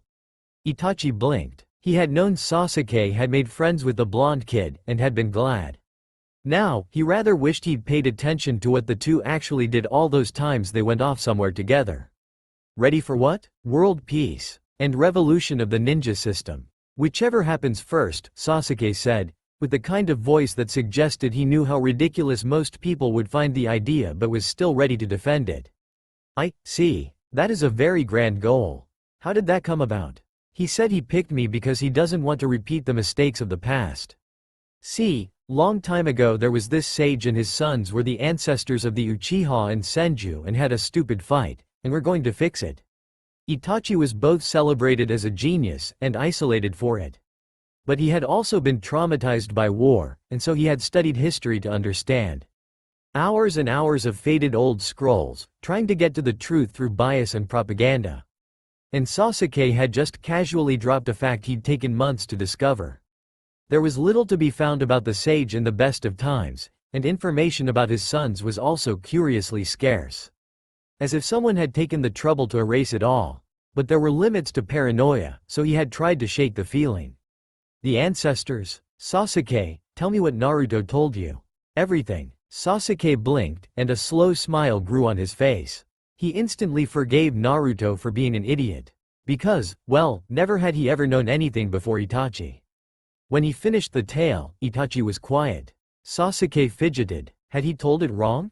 Naruto had made so much sense, but then, his friend was the kind of person who could convince you to sell your firstborn. It wasn't like he had a silver tongue, not really. It had more to do with being real, and even at this age Sasuke understood as much. Naruto meant every word he said. Then, Itachi leaned forward and ruffled Sasuke's hair. That was very interesting. Thank you for telling me, little brother. Sasuke beamed. Itachi smiled and wondered. Uzumaki Naruto? Who are you? Sasuke had always known there was something weird about Naruto. Most of the time he was a bright, obnoxious, charming annoyance. Then there were the times when he seemed far too old for his skin. Best friend or not, there were still things Naruto didn't tell him. But that was okay. He could tell Naruto wanted to. This was one of those times. And there was something weird about the new kid, too. Sai was pale and thin, and spoke so little Sasuke had thought he was mute for the first half of the day. He watched, though. He watched everything with big, blank eyes. It was unsettling. Whatever it was, Naruto seemed to know about it. He had that serious look, like he was decades older than his flesh and had already seen the worst the world had to offer by the tender age of 6. Then, it was over, and he put on his usual grin. So, you want to join us? Okay, but you gotta understand what we're all about. World peace? Sai asked uncertainly. Yeah, but it's not that simple, Naruto said. We're gonna break the circle of hate the ninja world has going on. So we can't just kill people because they get in our way. We gotta make friends with the enemy.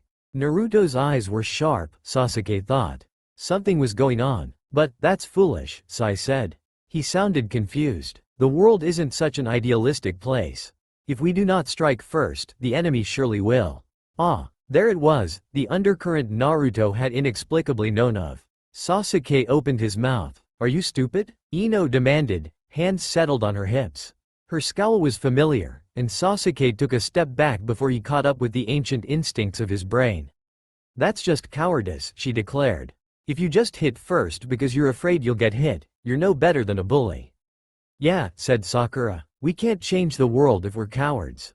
Shikamaru yawned, from his post leaning against the tree. This situation has remained the same for hundreds of years, he said, sounding like he considered every word to be too much effort. Something unconventional is more likely to work than keeping up the same pattern. Konoha was born because the Senju and the Uchiha were able to put old enmities away, Hinata said, her words silk hiding steel. Sai looked a little overwhelmed, faced with disapproval from every direction. He backed away, looking for support that wouldn't come. Sasuke glanced at Naruto, who really should have stepped in by now. But Naruto had that faraway look again. He's new, Sasuke declared. Give him some slack, he'll learn. Yeah, Kiba said. He was bouncing on his heels, hands folded behind his head. We're missing recess. Let's play. What should we play? Asked Choji. Crumbs fell on Tenten, who sat next to him. She made a face at him.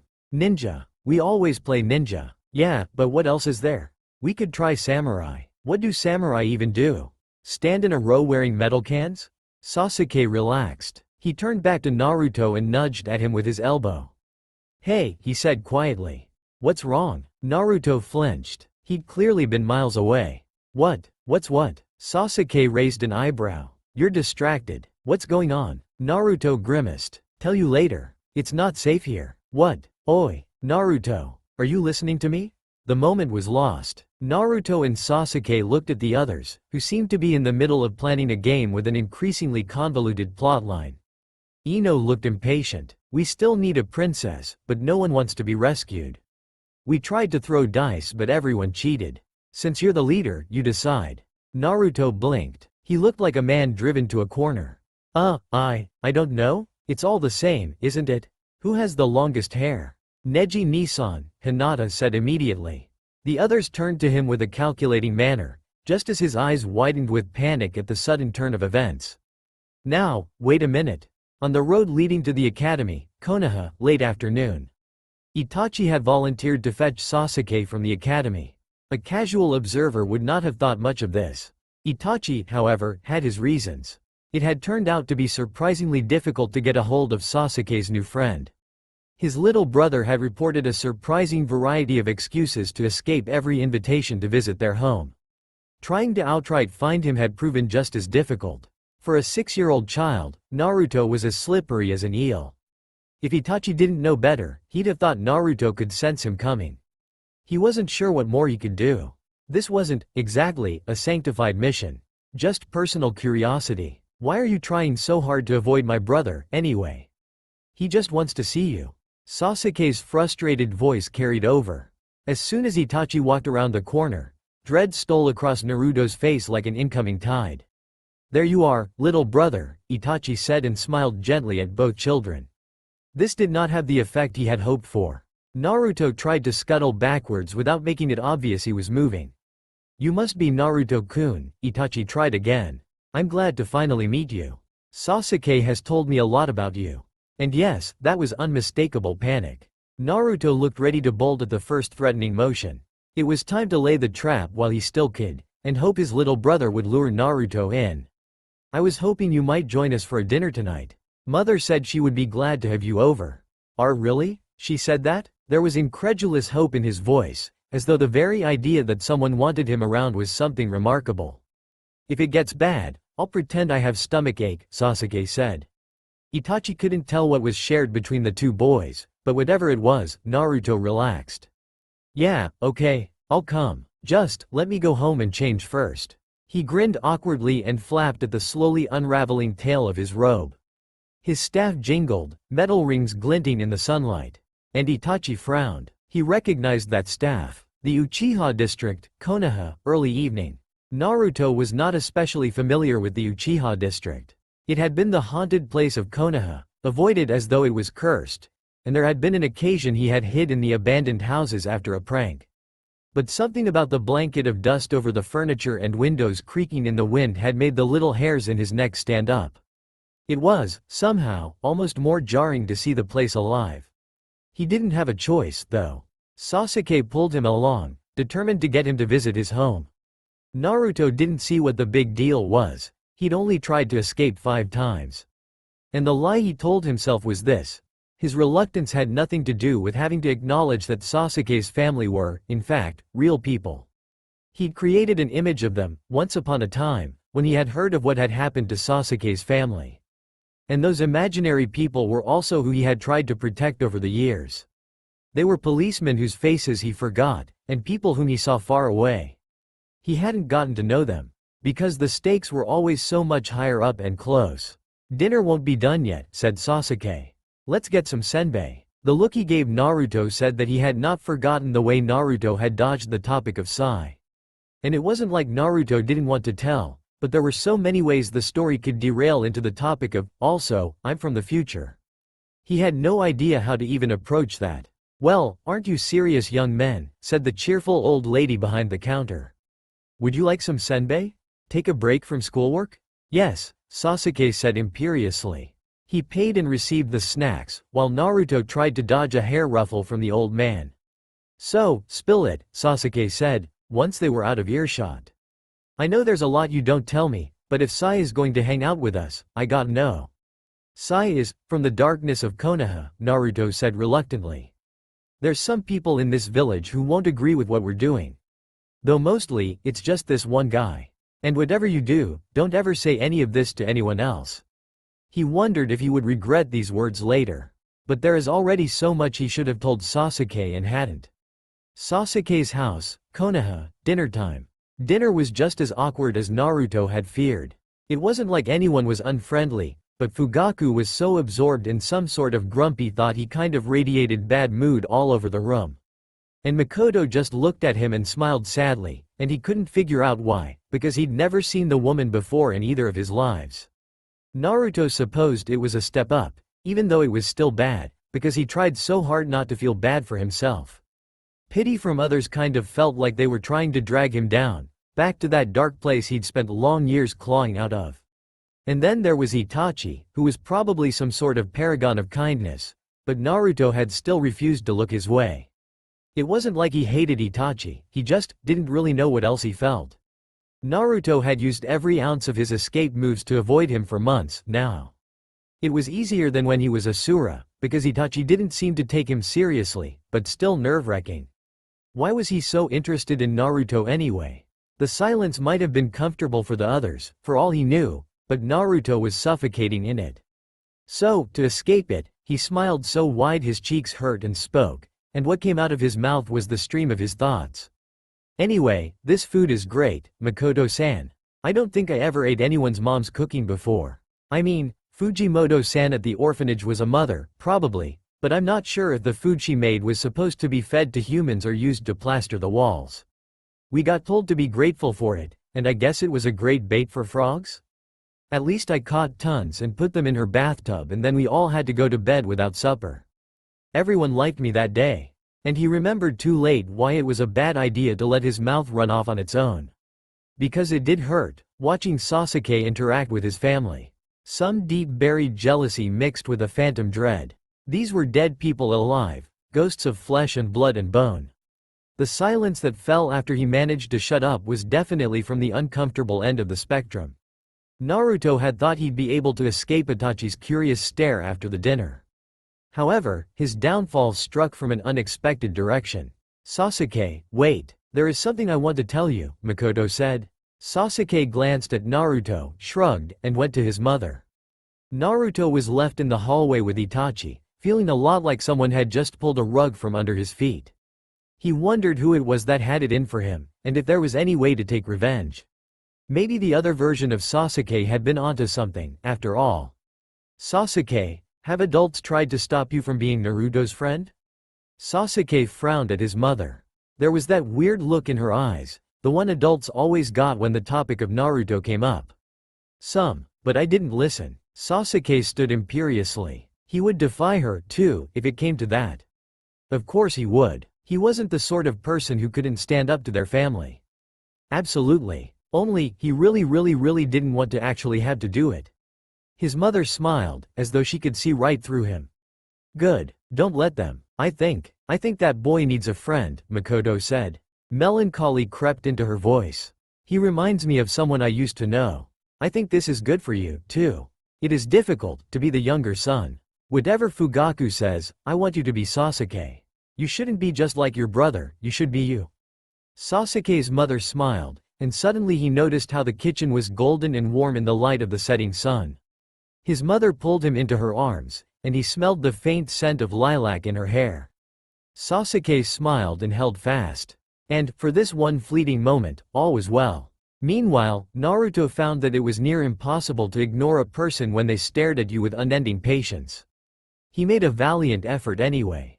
Naruto-kun, it's all right, Itachi eventually said. I know. The words were as gentle and kind as ever, but sounded like a death sentence anyway. Naruto's skin bristled in goose flesh, the thin little hairs of the nape of his neck standing up. What? He hissed defensively. You can't prove anything anyway. Well, if there was ever a listing of incriminating statements, that one must have won some prizes. Against his better judgment, Naruto tried again. And anyway, you haven't even told me what you know. There's a lot of things you might know. Or not. Well, he was on a roll today. No one could say Uzumaki Naruto was not capable of digging his own grave with a few well-placed sentences. Somewhere in the recesses of the part of his mind that was not his own but shared, Kurama was laughing. Itachi lifted his hands in what was probably supposed to be a soothing gesture. Please, calm down. I am not accusing you of doing anything horrible. It must be difficult, not having parents. I can understand. What, repeated Kurama flatly. What? Naruto said. Whatever had it out for him wasn't pulling any punches today. He had no idea what Itachi was going on about. Itachi tapped a fingernail against the brass of his staff. I recognize this, he said. I imagine he entrusted you with it? The Uzumaki are scattered to the four winds. He must have been glad to find a relative. I cannot imagine what it is like, having no village and no family. Naruto tried very hard not to make a weird face at this. Itachi didn't seem to notice anything and continued. You need not fear. Despite what the higher-ups think, I believe Assura is a good person. I will keep this information to myself. Yeah, Naruto said quickly, feeling beads of sweat trail down his neck. You got me. That's definitely what happened. Thanks for understanding. Itachi raised an eyebrow. Naruto cursed himself. Everything was 1,000 times more complicated when Itachi was involved. Thankfully, that was when Sasuke chose to enter the room. The secret meeting room, Naka Shrine. Late evening, 4 years after Naruto's temporal displacement. There was definitely a lot of negative energy in the room, but it had little to do with badly designed orientation of structure and everything about a group of elderly people seething in outrage. This is an insult, one of the elders hissed. He was so wrinkled he resembled a bald prune. To think we would not notice. Perhaps we are jumping to conclusions, Fugaku offered tiredly. If he did not work for them, how could he still remain at large? Said an elderly lady, who looked like she had never once in her life let her hair down, figuratively or literally. 4 years, and nothing. Everything he has done has been to the benefit of Konoha, directly or indirectly, pointed out the eldest of the elders, who looked like he had mummified somewhere along the line. Do we forget that he saved the heir of the Hyuga and allowed Konoha to gain an upper hand in the peace negotiations with Kumo? It is one thing to suspect us of treason and fear us, but this? This shows the rest of Konoha does not even respect us, said the last elder sadly. She smoothed her impeccably folded kimono and folded her hands over it. Fugaku pinched at the bridge of his nose. He thought of his youngest son, playing with the child of the man who had been the fourth Hokage. Then he thought of his eldest, walking hand in hand with the red-headed menace. He made a decision he suspected he would regret. Very well. I will give Shisui his orders. One after the other, the elders climbed to their feet and left the room. Long after they were gone, a man wearing a mask stepped out of the shadows, stretched his limbs and disappeared through a spiraling void. A secret spot along the Naka River, Konoha, afternoon. They're planning what? Itachi asked. His voice was low in the sort of way that was the least likely to gather attention. People could be trained to hear a whisper, because it was a voice drained of its color and stood out against the background. This voice was the drab gray and brown of the world of sounds. Shisui shook his head. There was a hint of worry in the corner of his eyes and the way the corners of his lips were pursed. I don't know, he said. It's something. They seem to be convinced Assura works for Konoha. Itachi thought of the man, his awkward grin and honest goodwill. He does not, he said. Not in the usual sense. He isn't an enemy, but his terms are his own. I don't suppose he would tone down the pranks if you asked? It's mostly just a bunch of old men who are still set against the village. The rest should be placated if they don't have to run off their feet all the time. Perhaps, Itachi allowed. I'm sure you and I can deal with a group of old men. Assura had given the impression that he had wanted to help, but Itachi had seen the signs of stress, the way stress dug lines into Asura's forehead and painted black circles under his eyes. There was no need to get him mixed in this mess any further. Ichiraku ramen, lunchtime, 5 years after Naruto's temporal displacement. You have been stressed, lately, Hiyashi said. Curious, considering that you have not seen it fit to enliven the daily life of Konoha in some time. Orochimaru didn't like the rumors about him having unsightly affections for a goat, Assura offered gloomily. It's been tough getting about outside Konoha. He keeps trying to kill me, and I can't get anything done. Who would have thought? Hiyashi said dryly. He had known Assura for years now, and somewhere along the line he had found that he did, in fact, have a sense of humor. Unfortunately, people tended to think he was an imposter every time he so much as chuckled. Nevertheless, this attitude of yours worries me. I have said this, many times. It is not wise to bait one such as Orochimaru. It's fine, Hiyashi-san. I don't have a village anymore. No one will miss me, if something goes wrong. Truly? Hiyashi asked quietly. No one? You assume a great deal. Assura caught the look in his eyes and cringed in shame. Sorry. Silence extended for miles, until the space between 2 seats in a ramen stall was as wide as the village and infinitely more lonely. Hiyashi waited. Assura never took well to silence. He usually felt the need to fill it with words. People used to rely on me a lot, Assura eventually said. So it's difficult to stop throwing myself at every threat straight away. Because it always worked. But this time, you're expecting something to happen? Not exactly. More like, I'm dreading something that might happen. Only everything seems to be fine, and I can't shake this feeling that I'm in the eye of the storm. Things aren't supposed to go so smoothly. Hiyashi hesitated, then laid a hand on Asura's shoulder.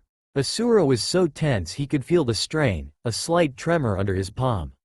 Perhaps this bears repetition, he said. My door will be open, should you need me. Assura gave him a wan smile. Thanks, Hiyashi-san. He stood and left, red hair trailing behind listlessly. Hiyashi peered into Asura's ramen bowl.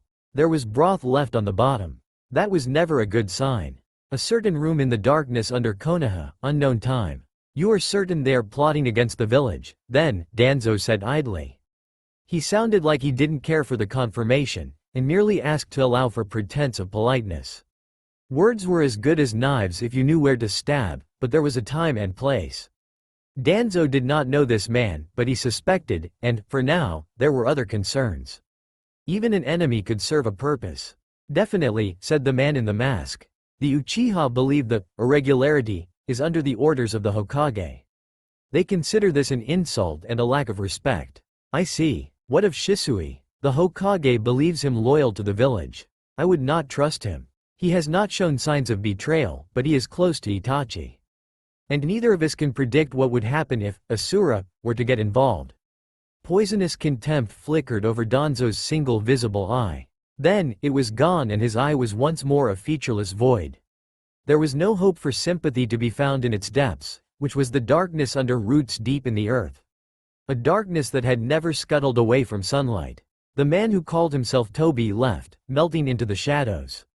On Danzo's desk were reports of weapon imports, and hastily copied and very illegal transcripts of upcoming mission rosters. They were the sort of thing he needed in order to argue the case he wanted to argue. Assuming they were real, of course. But Danzo was certain he knew the truth and saw more clearly than the Hokage. The veracity of these particular papers was not so important in the grand scheme of things. He knew that the truth was relative. There was the trivial surface truth, which, admittedly, may have been objectively true right now.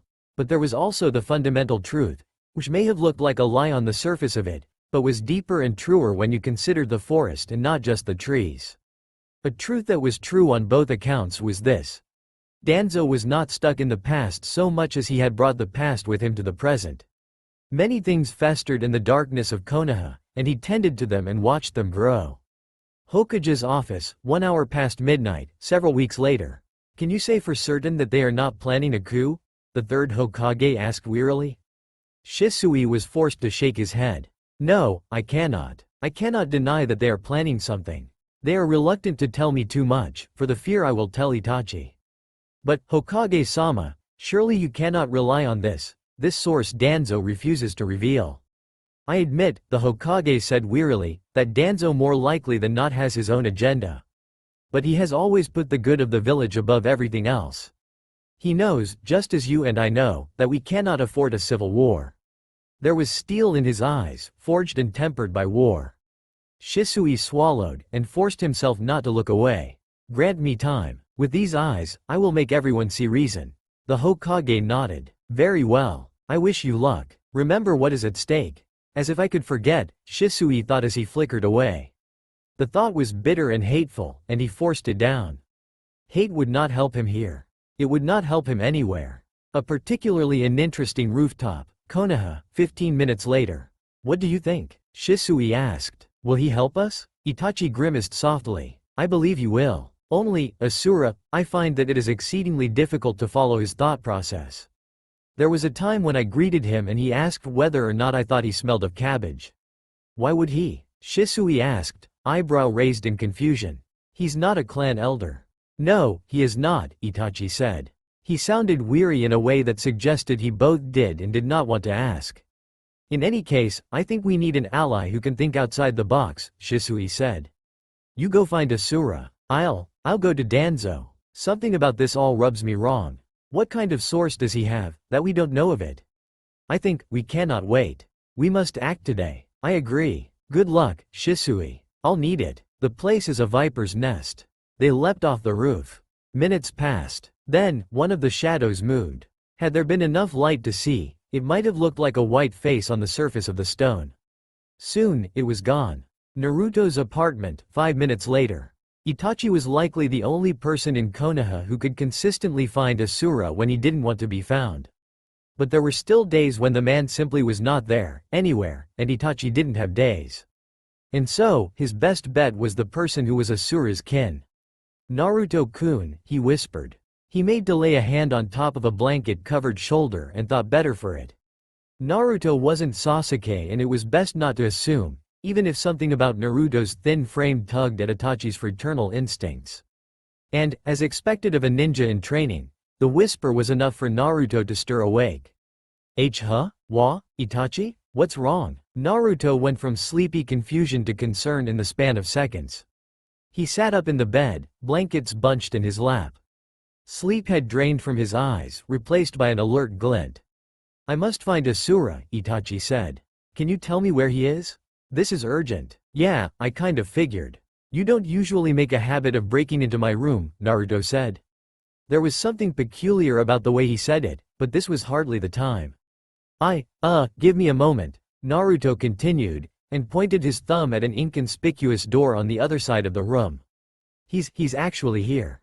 Today. I'll just, go and fetch him?"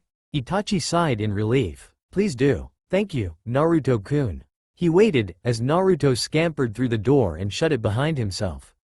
There was a clang and the sound of muffled speech and rustling fabric. Then, the door opened and Assura stumbled out, looking ruffled and his worried expression so much like Naruto's that Itachi had to smile at the family resemblance. "You need me?" Itachi glanced at the small, blonde form of Naruto.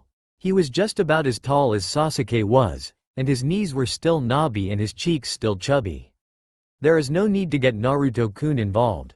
But I can help. I could get the Anbu guys off your back," Naruto volunteered. Itachi started, and words of refusal were already lined up on his tongue when Assura interrupted him. "Thanks. That would help a lot," he said. Naruto grinned and went about clambering out of the window. Itachi gave Assura a disapproving look. "Look, he won't be in danger," the man said, lifting his hands defensively. "Kids do dumb things like that all the time. They'll just follow him and keep him safe. And you said we had to hurry." "True," Itachi admitted. "The situation is not good. Danzo has claimed to have found incriminating evidence of my family planning a coup. The Hokage gave us time to attempt to find an alternative solution, but we both thought that something about this situation does not feel right." Asura's eyes widened. He turned to look at the direction where, behind a wall and beyond rooftops, the Uchiha district had settled down for the night. And then, everything went wrong at once. Assura flinched, and all color drained off his face until it was paper white. He sucked in a breath that was raw and sharp and short. In that split second, the bottom lid fell off the world and there was nothing beneath Itachi's feet. He didn't have time to ask, before Assura was gone in a flash of bright light. He was left alone, blood freezing in his veins and bitter terror sliding down his throat. The open window creaked sadly, adrift in the draft. The night outside was as black as the void, as though there was no light left in the world. Sasuke's room, Uchiha district. Sasuke woke to the sound of something dripping. Tap, tap, tap, like the sound of rain against the window. "Teru teru bozu," his mother had sung to him. "Do make tomorrow a sunny day." They had made paper dolls, and hung them next to the window. Had the sun come out? He couldn't remember. Sasuke turned in the bed, still sleepy, and through the small crack between the door and the doorframe he saw a tall figure. It wore a mask. A sense of wrongness dawned on Sasuke, creeping around the corners of his mind like a cold mist. Why was there an Anbu in his home? Tap, tap, tap. Something dripped on the floor, dribbling down the blade held by the figure. There were slumped forms on the floor behind it. And panic washed over him, like a bucketful of icy water. The remains of sleep fled. Like the sky in a dream sometime. This was not a dream but a nightmare, and it was blood that rained on the floors of his home. Fingers trembling, Sasuke climbed through the window as silently as he could. There are few things as powerful as survival instinct, and fear had come too quickly and violently for him to think. Sasuke didn't hear the nightmare follow, but then, monsters were always silent. He crept through bushes and shadows, along the streets of his home. His feet were wet and sticky. He could hear distant, muffled screams. Somewhere, a baby was crying. The air smelled of rust. And thoughts of his family crowded in the back of his mind, memories and love and duty slowly wearing away at the ancient instinct that had made him run, to preserve his own life. But, for now, he could only run. "If it is sunny, I will give you a golden bell," sang his mother's voice in his memories. There was blood at the shrine, too. It dribbled down the great bell, making puddles on the floor. Sasuke slipped and fell on his behind. He looked up, and saw the face of the nightmare. It was bent over him, white mask splattered with carmine. He didn't want to die, he wanted to live. But he couldn't move, watching as though in a dream as the nightmare reached for him. And then, something collided with it and bowled it over. Sasuke turned his head, and saw a splash of blonde and orange. Naruto. What was he doing, getting mixed up in this? He was going to die. Naruto was going to die. The thought broke through the blind panic that had pulled him along like a puppet. And the world was crimson and white and black, and suddenly he saw everything so clearly he felt like he had walked his entire life in a haze. Every edge of the world was razor sharp. Sasuke struggled to his feet, and wrapped his fingers in a familiar seal just as the man in a mask sent Naruto flying. He didn't pay attention to Sasuke, and he moved so very slowly, as though they were all submerged in water. He breathed, and his breath was fire, and suddenly the air of the temple smelled of charred flesh. Blood bubbled and boiled and made black stains on the golden bell. Teru Teru Bozu, Teru Bozu. Do make tomorrow a sunny day. If the clouds are still crying, I shall snip your head off. A rooftop, Uchiha district. It was too late. There were corpses scattered on the streets, limp like those dolls stuffed with sawdust, because death had not yet frozen their flesh. And it was too late, for life was gone and their warmth was waning. The echo of their terror clung to the streets like a funeral shroud. Assura gnawed into his lip, canines chewing flesh into ribbons. And he could feel himself healing, always healing, and seconds later there was nothing but blood. Because he was alive, he had failed. The thought was a knot in his heart, so cold it burned, and all the things he and others had expected of himself weighed in his stomach like lead. Failed to protect Sasuke's family. Failed to protect people who were no longer an idea of people, but people he knew. The old couple, who had sold him and Sasuke Senbei. They, too, were dead. Sasuke's parents were dead, and he didn't know where Sasuke was. No, Kurama snapped urgently. It's not too late. That is not an echo.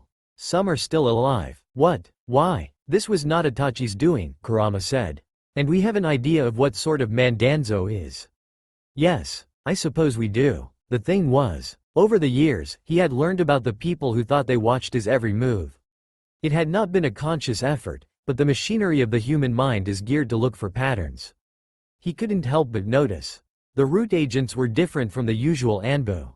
It was not a comparative lack of emotions, either, no matter what Sai had once told him. Instead, there was a vague sense of illness that clung to the people of the root, a shroud of guilt that caught onto their raw places. They could not quite suppress every emotion, and this knowledge secretly ate at each and every one of them. Danzo saw people as things. And now he intended to take the children, as though scavenging the spoils of war from the loser. How dare he? How dare he? A rare hate sparked into life in his heart, and Kurama's chakra flared in response. As if on cue, a tall form wearing a mask stepped out of a house. It was carrying a small bundle. Assura leapt, and golden chakra flared like a beacon. Itachi arrived to find the streets of his home empty, except for the golden flashes of chakra and the screams of the children. Remnants of some great well of chakra curled around him. He stopped one of the glowing clones of Assura, as it gently lifted a small child into its arms. On the ground, a masked figure bled out the last of his life. Itachi, the clone said breathlessly, its voice tired and relieved all at once. Sasuke and Naruto are at the temple. Itachi nodded. He didn't think he could speak. There was something stuck in his throat that didn't want to go down. Already, he could feel thoughts crowding at the back of his mind.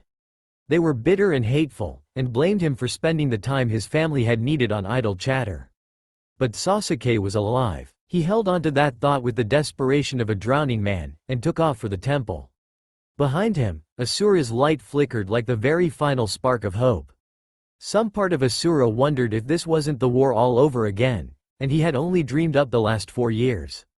There was the same blood and the same stench of death, and everywhere he felt the echo of despair. An old reality emerged from underneath the illusion like some sort of great animal that clambers onto the shore to die. He had saved the children, though. What was that worth? Something, surely? A pittance, perhaps, or a shred of redemption? But some of the carnage was his own doing, and he had never stained his hands in blood like this. He was sure he had probably killed in the past.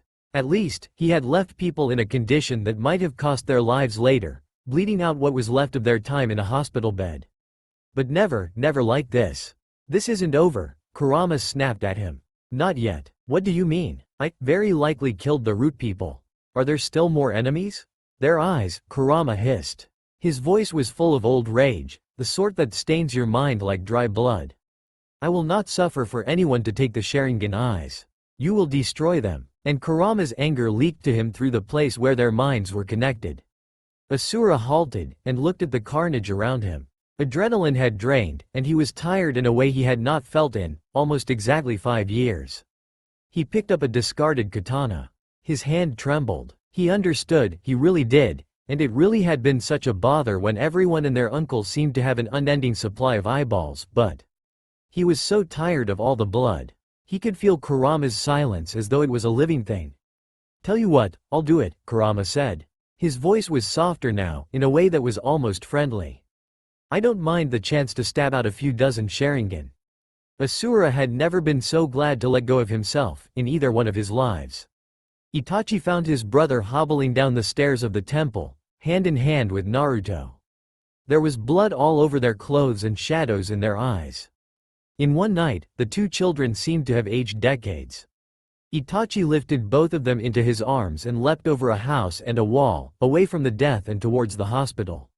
Naruto clung to his arm like a limpet, in a manner that said he wasn't used to being carried.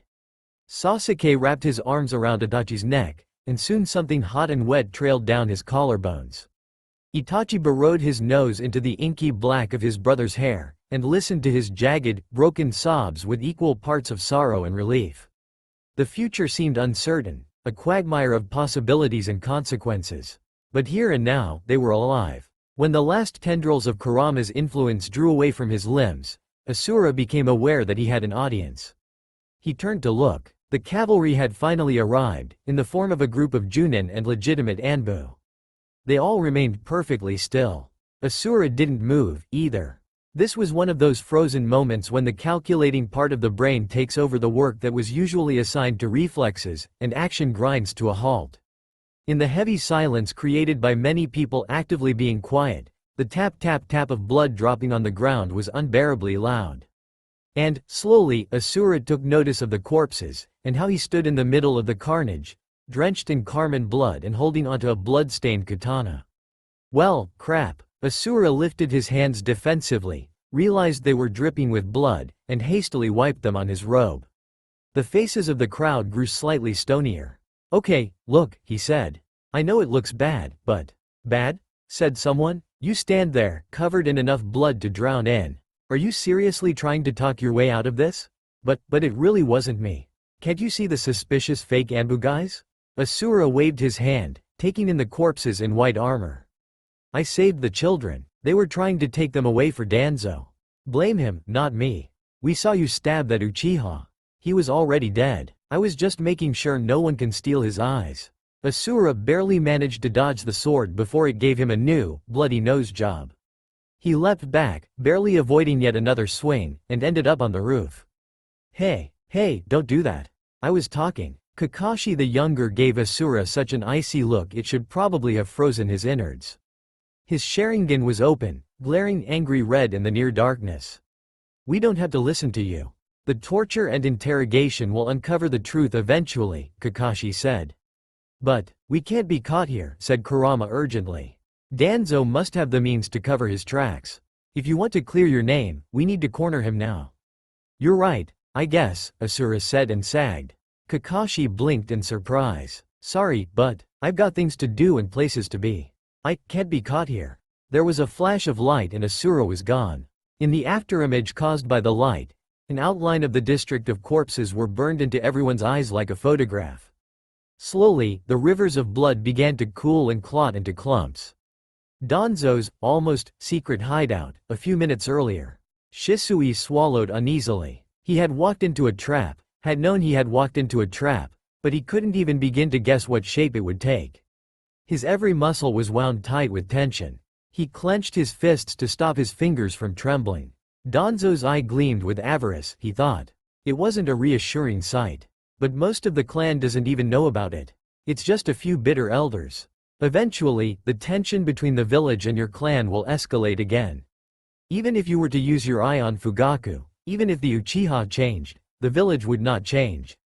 If the village should change, someone distrustful like me will not. Will you use your eye on me as well, when the time comes? And Danzo was barely putting in the effort to appear reasonable. That was probably the worst part. Yeah, well, I'm not trusting you guys anyway, so there didn't seem like the height of rhetoric. Shisui was getting the impression he shouldn't be looking forward to a long life and a peaceful retirement. Itachi would have been so much better at this. But then he'd have been the one walking in the trap, and Shisui was glad to pay that price. Shadows suited him just fine. And he was starting to think Danzo's suggestion had merit. Perhaps Kotoa Matsukami would be better used on someone else than his clan head. Your Sharingan? I shall be keeping it safe, Danzo said, and he struck, fast as a viper and all too limber for a man of his years. But Shisui was faster and weaved the illusion. His eye burned with the force of the suggestion, that much closer to blindness, modifying memory and twisting it. Danzo went still, looking faintly puzzled. Shisui jumped back, and found himself punched in the stomach, then in the chest, then in the jaw. There was a worrying crack somewhere inside. He stumbled on the floor in a heap of limbs. Air struck out of his lungs by the force of the hit, spit dribbling down his chin. He looked up at Danzo. A red eye stared back at him, its twirling kaleidoscope slowly fading into white. Izanagi, Shisui thought, mind reeling from the lack of oxygen. He can use Izanagi. Danzo fisted his fingers in Shisui's hair, lifted him up in the air and there was a loud swear, a flash of light, and Shisui was on the other side of the room, held up by someone much gentler than Danzo. Okay, what is it with you people and wanting to steal eyeballs? Were you really just going to rip it out, too? Gross. Super gross. Red hair, Shisui thought absently. A lot of hair. And red blood, drying on bright yellow robes. So, it is you, Danzo said. The so-called Assura. Have you decided to show your true colors after all? I will not allow you to harm this village. Assura gaped. What, are you crazy? You've got to be crazy. You're the one murdering the people of this village, not me. The Uchiha were always going to be a threat. Says no one else but you. Were, Shisui whispered. Blood seeped into his clothes from where Assura was propping him up, and he hated to think of where it had come from. Assura-san, what happened to my clan? Are they? Assura looked at him and made a short noise in his throat, like he had somehow only just made the connection that Shisui was, in fact, an Uchiha. I saved the kids, he said, and the words sounded like an apology and a plea all at once. He was trying to take them away, but I at least managed that. And Itachi, he's also alive. And now you. Shisui swallowed bitterly and shook his head, trying to get rid of the remaining vertigo. He didn't have time to mourn yet. Danzo probably only had the one eye to use Izanagi. Probably. Sharingan came in pairs, after all. Why would he risk going after my clan so openly? The Hokage agreed to let us act.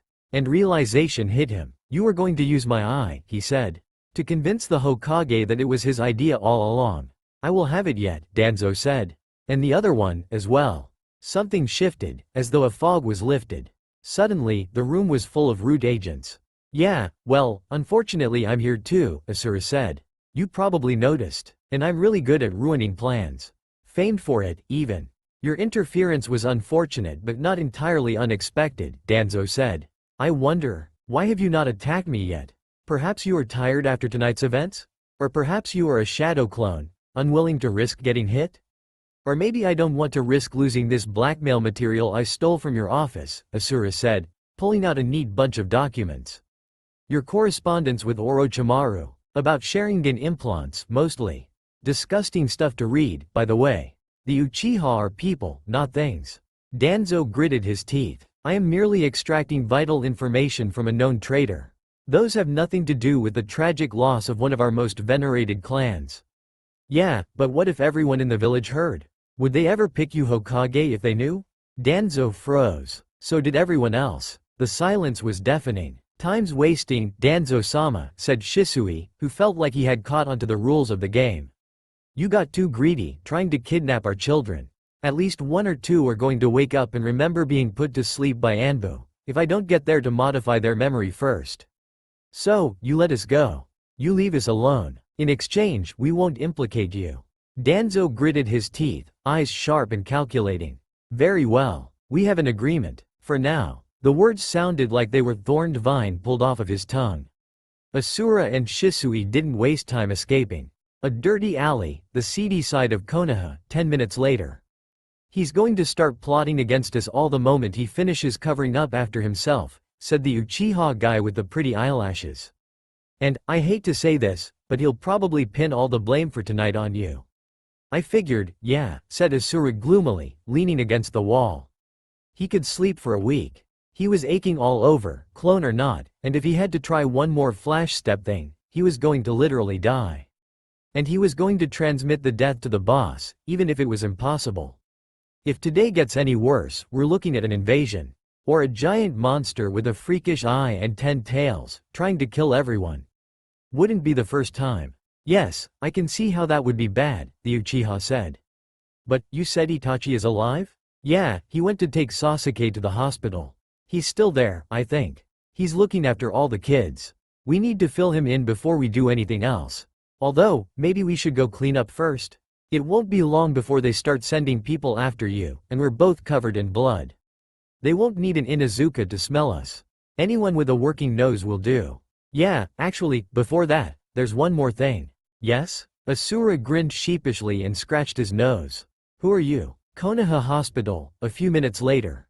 Sasuke was finally sleeping. Itachi made a half-hearted effort to pry his brother's fingers off his sleeve, but gave up when Sasuke whimpered.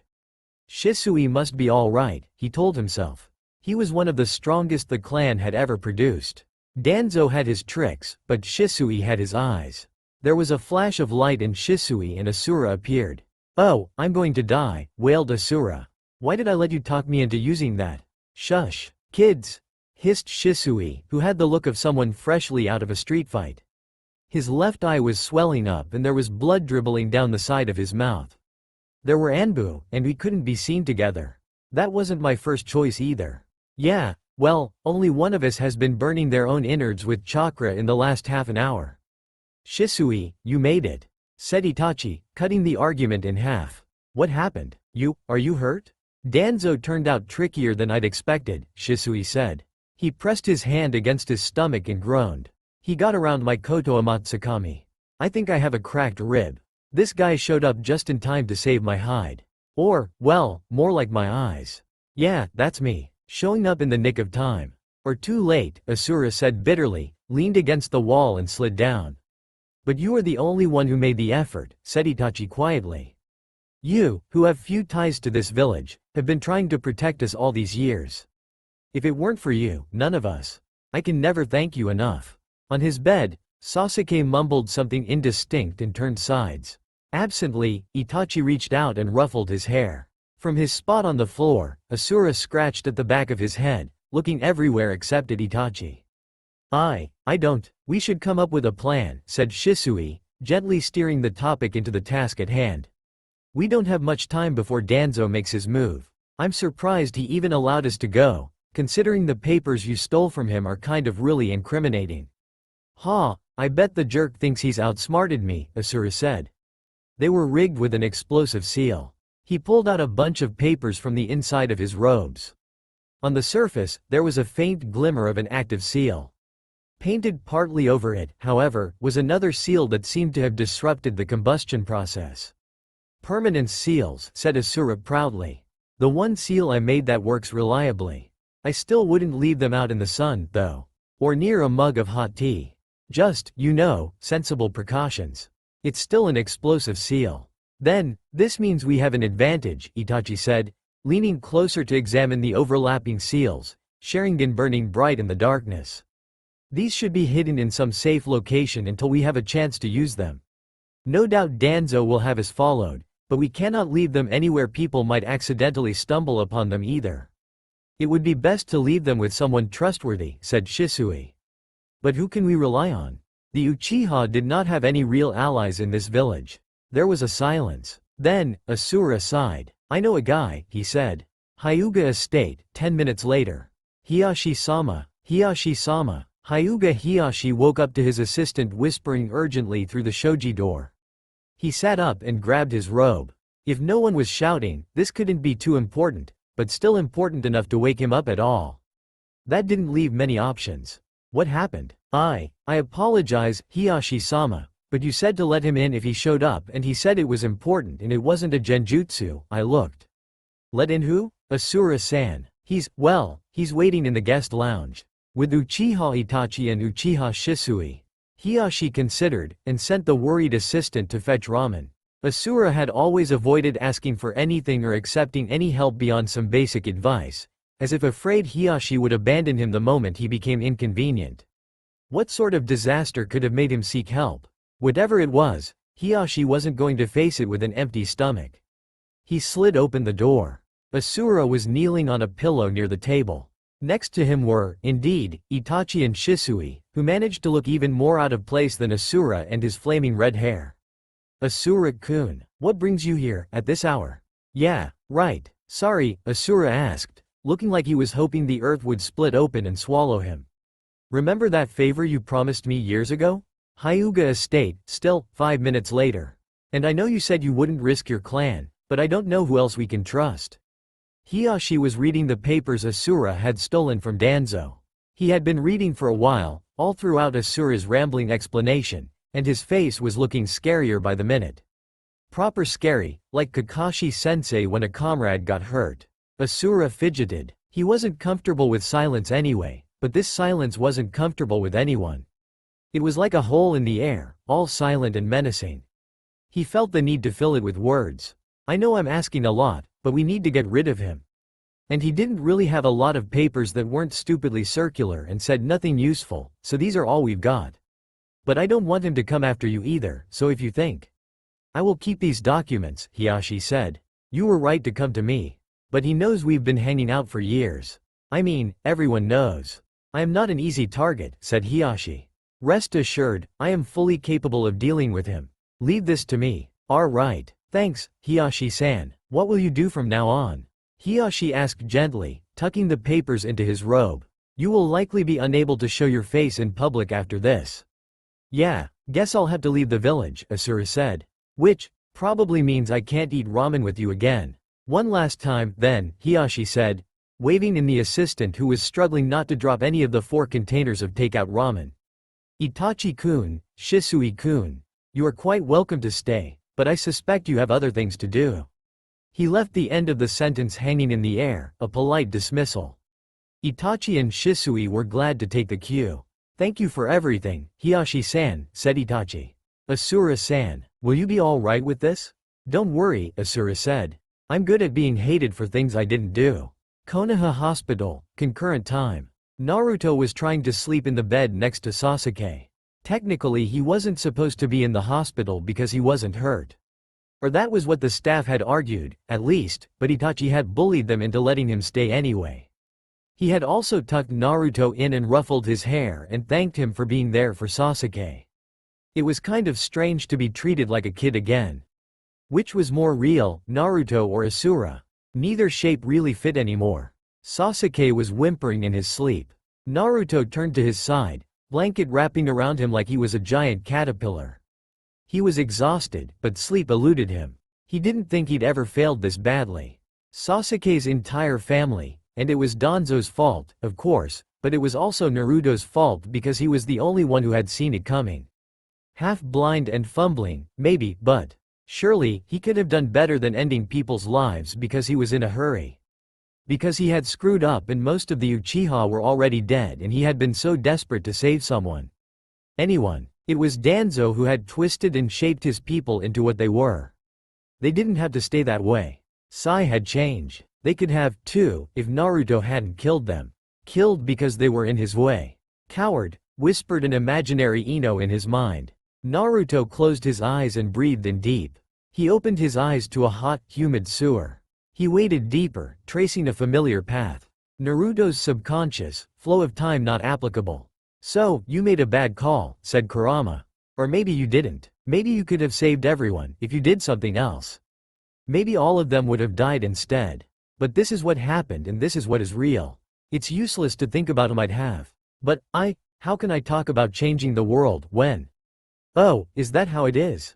Kurama snapped. You screwed up and lost your sparkling pure high moral ground and got pulled down to where us filthy murderers stand? Naruto flinched. I didn't mean. But you thought it, Kurama said sourly. Then again, some part of me still looks at you and thinks, damn idiot hairless monkey. Can't do anything without me, so I suppose I'll let that slide. Listen, brat, I've seen things like this happen over and over. Everything you build, the world will tear down. Sometimes there are no good options. You had to choose one of them anyway, and you did. Now you have to own up to it. So, I have to just accept that I got most Sasuke's family killed because I was careless? That I'm a murderer because I made a hasty choice? It is the price you paid, Kurama said, almost gently. Now you can understand the feelings of hundreds of generations of ninja. Naruto was silent for a while. Eventually, he spoke. The world will tear everything down, huh? Then I'm just going to have to get up and start building again. As many times as it takes. That's better, brat. Hyuga estate, concurrent time. What do you intend to do after tonight? I'm not sure. It's not like anyone can actually catch me. I guess I'll go run some errands I've been meaning to do. I haven't framed Orochimaru of any crime in months. Hiyashi raised an eyebrow. I see. In that case, might I ask you for a favor? Yeah, of course. After tonight, Konoha's reputation will be certain to suffer. Allegedly losing a clan to an attack by an outsider. We may lose missions and income. Other villages may think that we are weakened and attempt to take advantage. This is the sort of thing that breeds war. Danzo will certainly have thought of measures to counter this, but I refuse to rely on him. Yeah, that's bad. What do I need to do? Hiyashi smirked. What you do best. Keep the other villages busy. Irritate them. Of course, I do realize that I am likely making an unreasonable request. You have already done more than enough for us. No, I'll do it. I mean, my reputation is pretty much in ruins anyway, so might as well. Although I probably shouldn't go anywhere near Suna. I'm not sure Cage has forgiven me yet. Do I want to know? I wanted to show him he was wrong about his son. It's not my fault third of the village got buried in sand and they had to dig everyone out. I mean, I guess technically it was a little bit my fault, but… That was you? But I totally proved my point, so he's blowing it all out of proportion. Stupid cranky old men, can't accept being wrong. There was a knock by the door.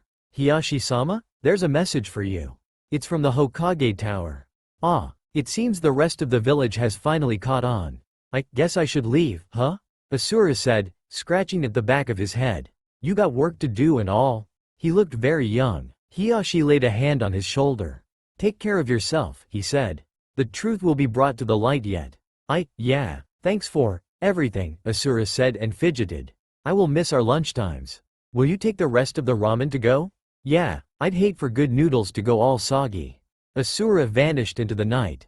Hiyashi went back into his office and slid the door closed. They would not meet again for years. Streets of Konoha, concurrent time. Itachi and Shisui walked in silence, heading towards the hospital without any particular hurry. There was no more adrenaline left, no more urgency. They were too exhausted to even mourn yet. The events of the night felt like a distant dream. We're the eldest now, said Shisui suddenly. Responsible for the entire next generation. And the one after that, probably. Hell, I bet we're stuck with a bunch of brats until we die of old age. Itachi managed to smile a little. We will just have to manage. There are worse fates than parenthood. But what if I drop one of the kids and their neck snaps and the head falls off? That is a strangely specific fear. Tomorrow, reality would be back, Itachi thought. He would have to accept that his parents were gone and that Danzo was still out there and that any number of gold diggers would try to get their share of the spoils. But right now, tomorrow was a distant land. Some other Itachi would have to live in it. And Shisui was alive and not maimed in. Shisui, why are you eating the ramen now? I don't want the noodles to go all soggy. Tomorrow could wait forever, Itachi thought. 5 minutes later, he was approached by a messenger from the Hokage. The temporary lodgings of the Uchiha clan, 4 days after the incident. Sasuke was sitting on the windowsill, watching as the sun set behind the village and waiting for his brother to return. He hadn't seen his brother since that night. Itachi had been forced to run from one meeting to another, talking to people about where they were going to live and arranging the cremation of everyone and dealing with the investigation. He always left before Sasuke woke and returned after he had already fallen asleep next to the door, waiting for his brother. Sasuke always woke up in the bed and there were notes left in the kitchen, so he knew Itachi must come home eventually, but he wanted to see Itachi. There was no one else anymore. Tears welled up in the corners of his eyes again. He wiped them away furiously. There was a knock on the door, and for a brief moment joy bubbled up inside Sasuke. Then he realized Itachi wouldn't need to knock. He went to open the door anyway. It was Naruto. He looked strange, shuffling nervously like he wasn't sure if Sasuke wanted to see him. Sasuke wasn't sure either, but Naruto had been there and didn't look patronizing or like he pitied Sasuke, so he let him in. "There's something I have to tell you," Naruto said. "I wanted to say it before, but couldn't come up with the words. But I can't keep coming up with excuses anymore. 'Cause no one ever wants to tell anything to us kids. People think we must be protected or that we can't handle the truth, or they want things from us. So I will tell you everything, even if it means you'll hate me." "Does it have anything to do with that night?" Yeah, a lot." Sasuke stared. "Okay, then, tell me your everything. Right now? No one has told me anything about anything. I want to know. That's all for now. If you enjoy then please like, share and do comments.